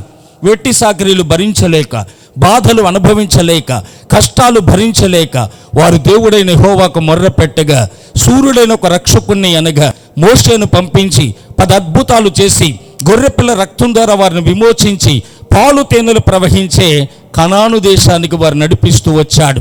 ఎర్ర సముద్రం ఎదురైతే పాయలు చేశాడు. తూర్పు గాలిని పంపి ఆరిన నేలగా మార్చి తన ప్రజలను అద్దరికి నడిపించి శత్రు సమూహాన్ని ముంచివేసి ఎడారులో నీళ్ళిచ్చి అరణ్యములో ఆహారమిచ్చి పగల మేఘ స్తంభమై రాత్రి అగ్ని స్తంభమై కాలు వాయకుండా బట్ట మాయకుండా నడిపించాడట. దేవునికి స్తోత్రం చెబుదాం. మోషే తర్వాత యెహోషువ నాయకుడయ్యాడు. ఇరుకో గోడలు అడ్డం వచ్చినాయి. అవి చూసి భయపడ్డారు, అవి చూసి దిగులు పడ్డారు, అవి చూసి కుమిలిపోతూ ఉండగా, నా ప్రజలారా భయపడకండి, దిగులు పడకండి, కుమిలిపోకండి, 6 దినాలు మౌనంగా తిరగండి, 7వ దినాన్ని కేకలయ్యండి, యాజకులు బోరులు ఊదుతుండగా అడ్డొచ్చిన గోడలు నేను బద్దలు కొడతానని దేవుడు చెప్పాడు.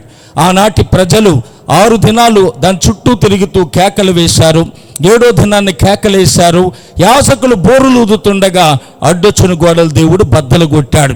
అలాగూ కోల్చబడిన యెరికోని ఎవడూ తిరిగి కట్టకూడదని, మూలరాతేస్తే ఆడి పెద్ద కొడుకు చనిపోతాడని, గేటులు ఎత్తినప్పుడు ఆడి కనిష్ఠుడు చనిపోతాడని యెహోషువ అనే దైవజనుడు హెచ్చరిక చేశాడు. అయితే రాజుల మొదటి గ్రంథం 16వ అధ్యాయం, రాజుల మొదటి గ్రంథం 16వ అధ్యాయం 34వ వచనంలో, రాజుల కాలములో హియ్యేలు అనే ఒక రాజు ఉంటాడు. ఆ రాజు యెరికో పట్టణాన్ని కట్టబూనుకున్నాడట. మూలరాతి వేసినప్పుడు ఆడి పెద్ద కొడుకు చనిపోయాడట. గేటులు ఎత్తినప్పుడు ఆడి కనిష్ఠుడు చనిపోయాడు అని రాయబడింది. 2 కొడుకుల్ని పోగొట్టుకొని నిస్సహాయ స్థితిలో మిగిలిపోయాడు. ప్రియులారా, ఎందుకు ఆ మరణం, ఎందుకు ఆ బాధ అంటే దైవజనుడు ఏది చెయ్యొద్దన్నాడో అదే పని చేశాడు గనుక.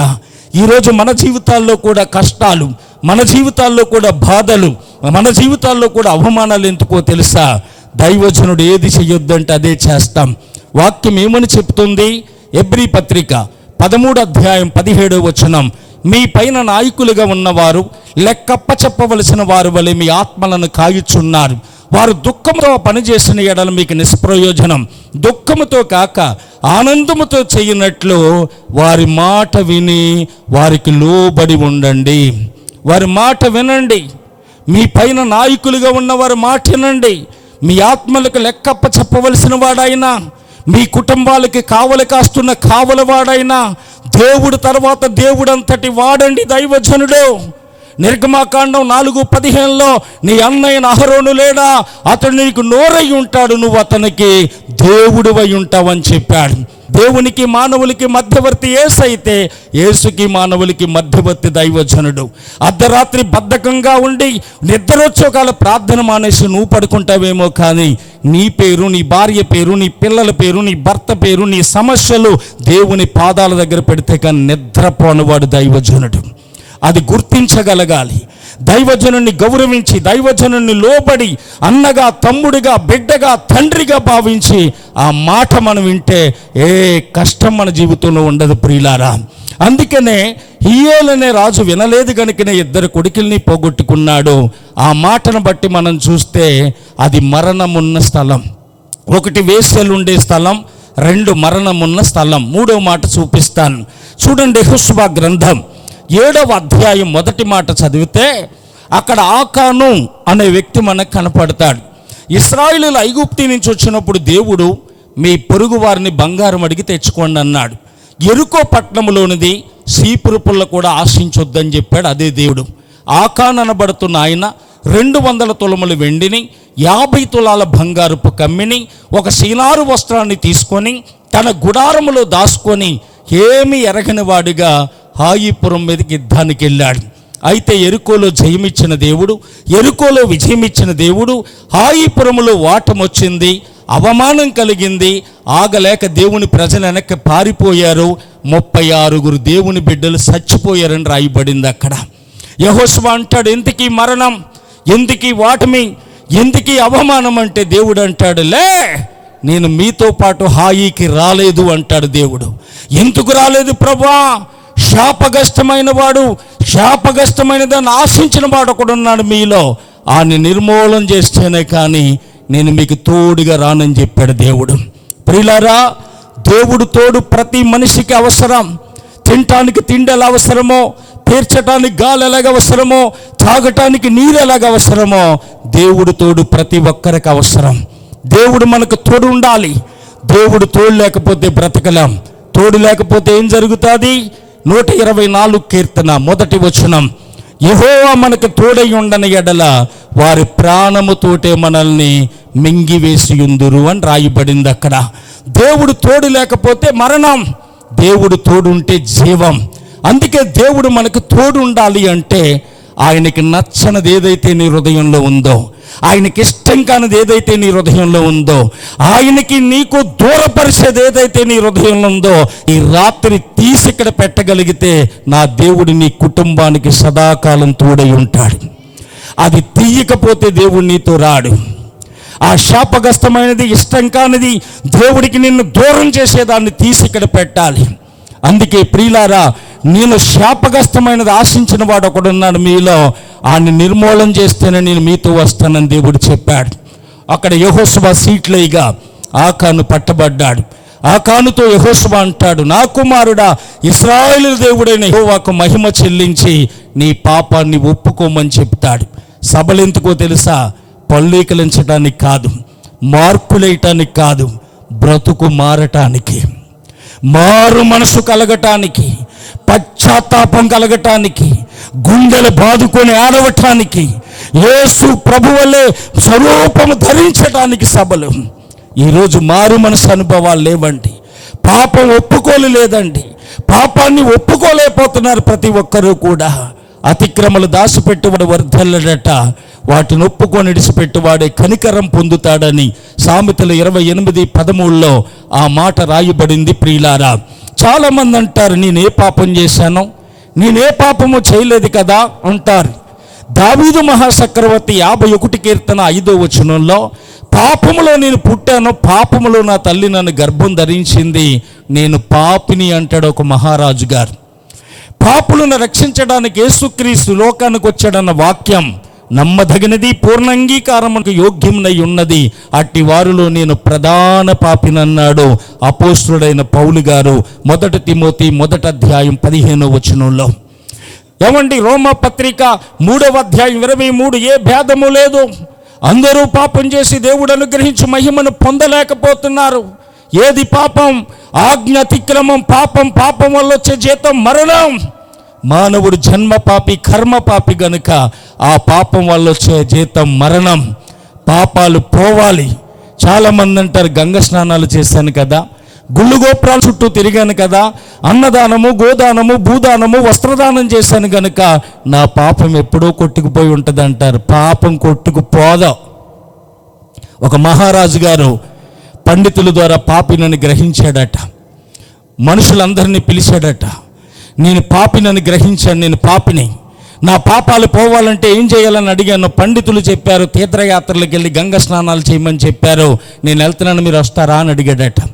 రాజుగారండి, మీకు డబ్బులు ఉంటే మీరు వెళ్తారు, మేము డబ్బులు లేని వాళ్ళు మేము వస్తాం, మీరు వెళ్ళండి, మీరు వచ్చాక మిమ్మల్ని ముట్టుకుంటాం, మా పాపాలు పోతాయన్నారట వీళ్ళు. ఆ తర్వాత రాజుగారు వెళ్ళారు, ఆ స్నానాలు చేశారు, గుళ్ళు గోపురాల చుట్టూ తిరిగారు, వచ్చారు.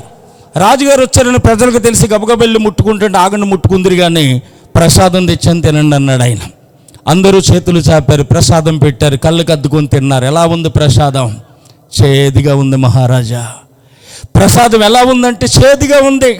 ప్రసాదం తీగి ఉండాలి కదా, చేదుగా ఉందంటే మహారాజా అంటే, మీ చేతిలో పెట్టిన ప్రసాదం ఏంటో తెలుసా? ఏంటి మహారాజా? కాకరకాయ ముక్కలు. కాకరకాయ ముక్కలు ఎందుకు పెట్టావు మహారాజా? నేను పాపినని గ్రహించినప్పుడు, తీర్థయాత్రలకు బయలుదేరినప్పుడు కొన్ని కాకరకాయలు తాళ్ళు కట్టి నా మొలకు కట్టుకున్నాను. ఎన్ని గుళ్ళు చుట్టూ తిరిగితే అన్ని గుళ్ళు చుట్టూ తిరిగినాయి, ఎన్ని గంగ స్నానాలు ములుగుతే అన్ని గంగ స్నానాలు ములిగినాయి. ఇన్ని చేసినప్పుడు కాకరకాయలు చేదైపోలేనప్పుడు నాలో పాపం ఏం పోతుంది పిచ్చోళ్ళారా అన్నాడట. నువ్వు చేసిన తానాల వల్ల, యాగాల వల్ల పాపం పోదు. ఎడ్ల రక్తము, గొర్రెల రక్తము పాపం నుంచి విముక్తి కలగదు. పాపం పోవాలి, పాపాన్ని ఒప్పుకోవాలి. పాపం ఒప్పుకోకపోతే పనిష్మెంట్ ఏంటో తెలుసా? చదవండి సంఖ్యాకాండం 32:23. అట్లు మీరు చెయ్యని ఎడల పాపం మిమ్మల్ని పట్టుకుంటుంది. పాపం పోతే పాపం మనల్ని పట్టుకుంటుందట. యోబు గ్రంథం 14వ అధ్యాయం 17వ వచనంలో, మానవుడి పీకి దగ్గర అతిక్రమల సంచి ఉందట, మన దోషాలన్నీ ఆ సంచిలో ఉన్నాయట. ఇర్మియా గ్రంథం చూడండి 17వ అధ్యాయం 2వ వచనంలో, మానవుడు చేసిన పాపమట ఇనప గంటముతో చెక్కేడట దేవుడు, వజ్రపుమునతో హృదయం అనే పలక మీద చెక్కబడిందట, అంత బేగ చెరిగిపోదు. 1 కొరింథీ పత్రిక 5వ అధ్యాయం 24వ వచనంలో, కొందరు పాపాలు 6 కంటే ముందు వెళ్తున్నాయట, కొందరు పాపాలు వారు వెనకాలే వెళ్తున్నాయట నాయుపీఠం దగ్గరికి. ఓషియా గ్రంథం 13:12లో, మన పాపము దోషము దేవుని దగ్గర భద్రము చేయబడిందట. జాగ్రత్త సుమా, పాపం నిన్ను పట్టుకుంటుంది. పాపము నీ పీకి దగ్గర అతిక్రమల సంచిలో ముద్రించబడింది. పాపము నీ హృదయం అనే పలక మీద చెక్కబడింది. పాపం నీకంటే ముందు నీ వెనకాల వస్తుంది. పాపం దేవుడి దగ్గర భద్రము చేయబడింది. నేను ప్రభు నమ్మకం ముందు ఒక సినిమా పిచ్చోడిని, రోజుకి నెలకు 40 సినిమాలు చూసేవాడిని. ఒకరోజు 4 సినిమాలు చూసి ఇంటికి వచ్చాను. మా అమ్మ అంది, ఎక్కడికి వెళ్ళామంది? పిన్ని గారి ఇంటికి వెళ్ళాను అన్నాను. మా పిన్నికి మా అమ్మకి పడదు. ఎందుకు వెళ్ళామంది? మీకు గొడవలు ఉంటే నేను వెళ్ళాను అన్నాను. సరేలే, నీకు చుట్టరికాలు ఎక్కువైపోతున్నాయి అంది. పడుకున్నాను. ఎప్పుడు తిన్నావా అంది. అన్నం పెట్టింది. మా అమ్మని బొట్లో పెట్టేసాను అనుకున్నాను. 4 రోజులు పోయాక అమ్మ అదే కొడుతుంది. కొడుతున్నావేంటంటే, సినిమాకి వెళ్ళావు కదా మొన్న అంది. నీతి మందుడి మీద నిందేస్తున్నావు, ఎవరు చెప్పాడు నేను సినిమాకి వెళ్ళానని అన్నాను. అంటుంటే నువ్వు వెళ్ళో సినిమా కంటే వెళ్ళలేదు అన్నాను. మళ్ళా కుట్టింది. చేయి పట్టుకున్నాను. అబద్ధాలు నేర్చుకున్నావా అంది. ఎవరు చెప్పాడు? ఆడు చెప్పాడు, ఈడు చెప్పాడు నేను సినిమాకి వెళ్ళానంటే, మా అమ్మ అంది, ఆడీడు చెప్పడం ఏంటో, నీ జేబులో టిక్కెట్ ముక్క చెప్పింది అంది. నా జేబులో ఉన్న టిక్కెట్ ముక్కే మా అమ్మ ముందు నన్ను దోషిగా పెడితే, పుట్టిన కానించి నువ్వు నేను వేస్తున్న గంతులు దేవుని ముందు నిర్దోషిగా నిలబెడతాయా? మన పాపాలు మనల్ని పట్టుకుంటాయి. మన పాపాలు అతిక్రమల సంచిలో ముద్రించబడ్డాయి. మన పాపాలు హృదయం అనే పలక మీద చెక్కబడ్డాయి. పాపం మనకంటే ముందు మన వెనకాల వస్తుంది. పాపం దేవుడి దగ్గర భద్రము చేయబడి ఉంది. మరి ఎలాగా? మొదటి యోహాను పత్రిక 1వ అధ్యాయం 7 నుంచి చదివితే, మన పాపాలు మనం ఒప్పుకొనిన ఎడల ఆయన నమ్మదగిన వాడు, నీతిమంతుడు గనుక యేసుక్రీస్తు రక్తం ప్రతి పాపము నుండి మనల్ని పవిత్రులుగా చేస్తుందట. చేతులెత్తి స్తోత్రం చెబుదాం. మన పాపానికి విముక్తి కలగాలంటే పాపాలు ఒప్పుకొని దేవుడి దగ్గర గుండెలు బాదుకొని దేవుడి దగ్గర ఆడవాలి. అలా ఏడ్చినప్పుడు మీ దోషాలకి నేను దయ చూపించాను, మీ పాపాలు ఎన్నడూ నేను జ్ఞాపకం చేసుకోను, మీ పాపాలను నా వీపి వెనక పడేశాను, తూర్పుకు పరమటి ఎంత దూరమో మీ పాపాలు అంత దూరం విసిరేశాను, అగాధ సముద్రంలో పాడవేయబడ్డాయి అంటాడు దేవుడు. మన పాపాలు మనం దేవుడి దగ్గర ఒప్పుకోవాలి. ఆకాను ఒప్పుకోలేదు, ఆదాము ఒప్పుకోలేదట, రొమ్ములు కప్పుకున్నాడని ఉంది వాక్యంలో. ప్రియులారా, ఆకాను ఒప్పుకోలేదు గనుక ఆ శాపగ్రస్తమైన వెండిని, బంగారాన్ని, సీనార వస్తువుని బయటికి తీసి ఏం చేయాలని అడిగినప్పుడు దేవుడు అన్నాడు, రాళ్ళుతో కొట్టి చంపేయండి.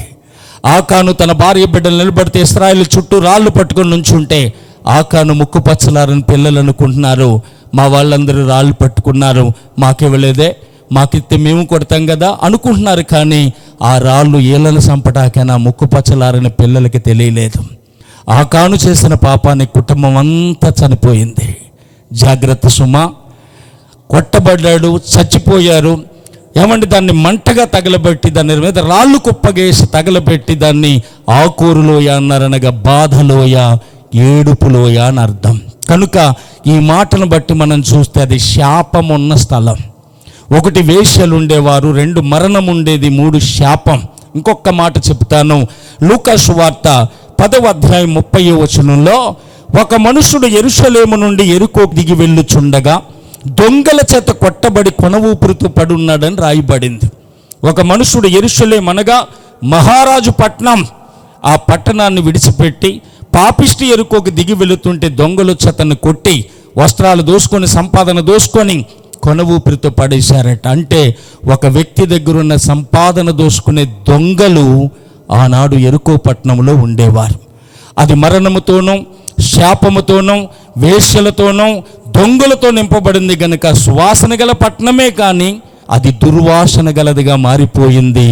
దుర్వాసన కలిగిన పట్టణాన్ని పరిమళ వాసనగా మార్చడానికి నా యేసు అక్కడ అడుగు పెట్టాడు. ఎఫెసీ పత్రిక 5:2లో మనం పరిమళ వాసనగా ఉండటం కోసం మన కొరకు దేవునికైనా తన్ను తాను అర్పణగా అర్పించుకున్నాడు అని చెప్పి రాయబడింది. ఎవరు నాడు యెరికోలో అడుగుపెట్టి పాపాత్ముడైన జక్కేని పరిశుద్ధుడిగా మార్చిన దేవుడు, ఏమండి యెరికో లాంటి లోకములో అడుగుపెట్టి బర్బా లాంటి గజ దొంగలను మార్చిన దేవుడు వ్యభిచారపు స్త్రీల్ని సువార్తిగ్రాండ్లుగా మార్చేశాడు. రహాబ్ అనే వేశ్య నిజదేవుడి కోసం తెలుసుకొని పాపాన్ని ఒప్పుకొని పశ్చాత్తాపడి సౌభాగ్యవతిగా మార్చబడి యేసు లోకానికి రాట తల్లుల్లో ఓ తల్లిగా మారిపోయింది.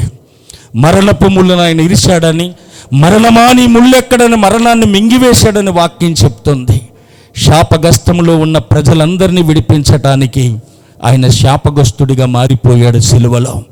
యెరికోలో అడుగుపెట్టి అద్భుతం చేసిన దేవుడు యెరికో లాంటి నా జీవితంలో అడుగుపెట్టాడో, యెరికో లాంటి నీ జీవితంలో అడుగుపెట్టి సువాసన కలిగిన పట్టణంగా మార్చబోతున్నాడు. అందరూ లేచి నిలబడదాం, అందరూ లేచి నిలబడదాం. హల్లెలూయా, హల్లెలూయా, హల్లెలూయా. లేచి కళ్ళు మూసుకుందాం. ప్రతి ఒక్కరు చూడకండి, దయచేసి కళ్ళు మూసుకోనండి. ఒక్క నిమిషం చిన్న ప్రార్థన చేసుకుందాం. అవును ప్రభువా, యెరికో లాంటి జీవితాలు మా మధ్య చాలా ఉన్నాయి. యెరికో లాంటి నా జీవితాన్ని దర్శించు ప్రభువా. యెరికో లాంటి నా బ్రతుకుని దర్శించు నాయన. యెరికో లాంటి బట్టీసీన నీ జీవితాన్ని మార్చిన దేవుడు. చూడటానికి పట్టణం రమ్యంగానే ఉంది కానీ నీళ్లు మంచివి కాదు అని ఎలీసా శిష్యులు చెప్పినట్లుగా చూడటానికి బాగానే ఉన్నాం కానీ మా బ్రతుకులు బాగోలేదు.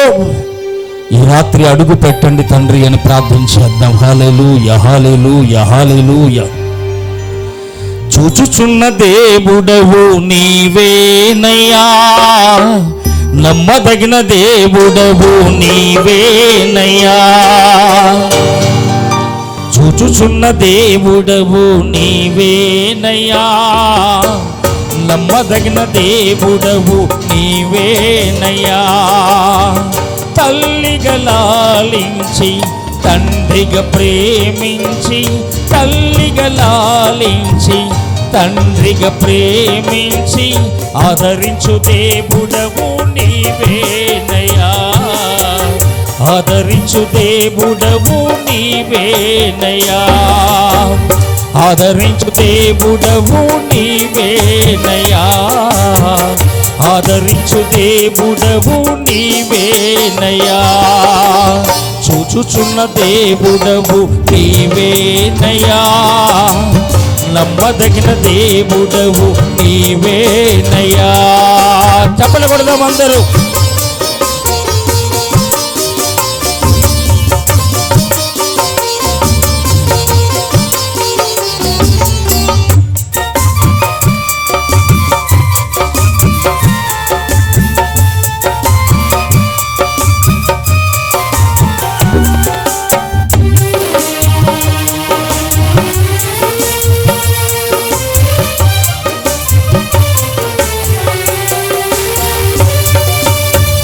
నా జీవిత పయనములో తుఫానులెన్నెన్నో నా బ్రతుకు నావను పెకలించి వేయగా,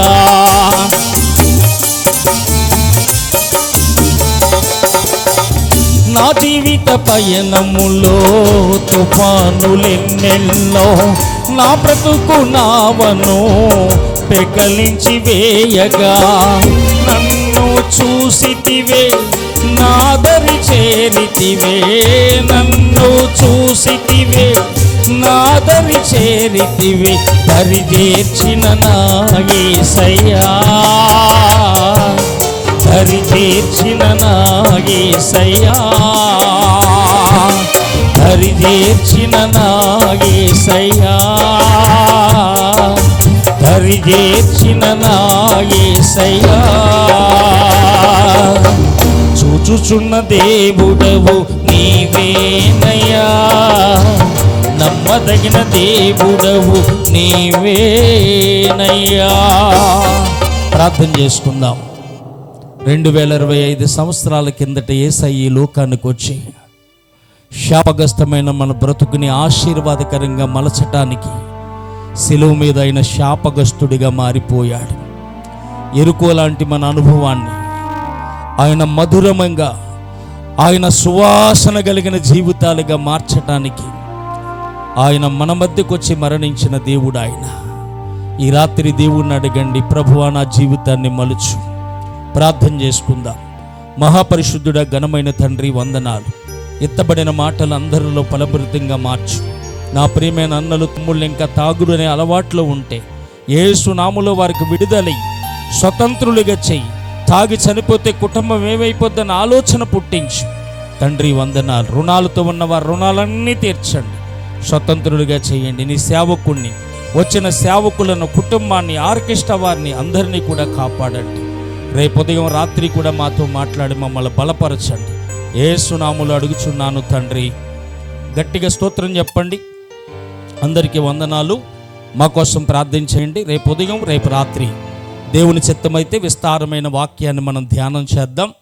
అలాగే దైవ ప్రేమ సన్నిధి మినిస్ట్రీస్, దైవ ప్రేమ సన్నిధి మినిస్ట్రీస్ అంటే యూట్యూబ్ ఛానల్ ఉంది. అందులో నేను చెప్పిన పూర్తి సాక్ష్యం, అలాగే మేము పాడిన పాటలు, అలాగే వర్తమానాలు ఉన్నాయి. మీరు చూడండి, అనేక మందికి చూపించండి, మా కోసం ప్రార్థించండి. దేవుడు మిమ్మల్ని దీవించునుగాక. ఆమేన్. చక్కటి విషయాలు ఈరోజు నేర్చుకున్నాం. తన జీవితాన్ని దేవుడు ఎలా మార్చాడో చక్కటి మాటలు నేర్చుకున్నాం. చక్కటి వాక్యం. రేపు ఉదయాన్ని, రేపు రాత్రి దైవజనులే మాట్లాడతారు. ప్రతి ఒక్కరు కూడా తప్పకుండా రావాలండి. ఇలాంటి విషయాలు నేర్చుకోవాలి. ఒక అద్భుతమైన సాక్ష్యం విన్నాం. రేపు అద్భుతమైన సందేశాన్ని వినబోతూ ఉన్నాం. చివరిగా ప్రార్థన ఆశీర్వాదాలతో ముగించుకుందాం. మన మధ్యలో ఆశీర్వాదం గారు ప్రార్థన చేస్తారు. రాజ్బాబు చిన్న ఆయన ఆశీర్వాదాలతో ముగిద్దాం. అందరూ భోజనం చేసి వెళ్ళండి. రేపు కూడా భోజన ఏర్పాట్లు ఘనంగా జరుగుతూ ఉన్నాయి. ఇంటి దగ్గర వంట లేదు కాబట్టి సమయానికే రండి, దయచేసి గమనించాలని ప్రభు పేరిట మనవి చేస్తూ ఉన్నాను. మీరు వచ్చినా రాకపోయినా కార్యం అయితే మొదలు పెట్టేస్తూ ఉన్నాం. సమయానికే ముగిస్తాం. మీకు మాట ఇచ్చిన ప్రకారంగానే 10 లోపు ముగించాలనుకున్నాం, ముగించాం. ఉదయానికి కాస్త లేట్ అయినా మరి అది ట్రాఫిక్ వల్ల అది జరిగిన విషయం. ప్రార్థన చేద్దాం చివరిగా. దేవుని యొక్క ప్రార్థన. భూమికి ఆకాశమునకు సృష్టికర్తవైన మా దేవ, యేసుక్రీస్తు ప్రభువా, పరిశుద్ధాత్ముడా, హృదయపూర్వక కృతజ్ఞతాస్తుతులు చెల్లిస్తున్నాను. నీ దాసుడు ప్రభువా అరుణ్ కుమార్ గారిని మీరు నిలవబెట్టి వారి జీవిత సాక్ష్యము ప్రభువా, లేఖనాల్లో ఉన్నటువంటి కొన్ని విషయాలు, ఆనాడు మీరు చేసిన కార్యాలు, ఈ భూమిని సృష్టించి ఈ సృష్టిలో ఉన్న మానవ జాతి కొరకు చేసిన ఎన్నో అద్భుత కార్యాలు మీరు వివరించారు. మీకు స్తోత్రాలు. ఇన్న ప్రజలందరూ నాయన గ్రహించి అర్థం చేసుకొని హృదయంలో ధ్యానం చేసుకొని, అయ్యా ప్రభువా, నువ్వు తప్ప వేరే మార్గము లేదని గ్రహించి రాకడ సమీపంగా ఉంది, అందరూ అర్థం చేసుకోవటానికి కృప చూపించి అయ్యా నీ బిడ్డలను దీవించమని ప్రార్థిస్తూ, వాక్యమిత్తి నీ దాసుని దీవించండి. ఈ సభలు ప్రభువా ఎంతో కష్టంతో కూడినటువంటి ఈ సభలు 8 సంవత్సరాలు నాయనా ఈ సంవత్సరంతో చేయడానికి కృప చూపించారు. పరలోక దీవెనలు ప్రభువా నీ దాసునికి, కుటుంబానికి, సంఘానికి దయచేసి మహిమ పొందమని యేసునామములో అడుగుచున్నాం తండ్రి, ఆమేన్.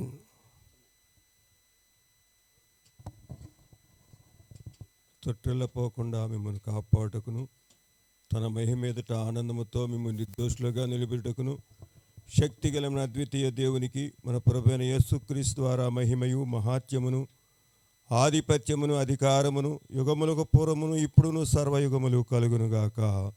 ఆమేన్.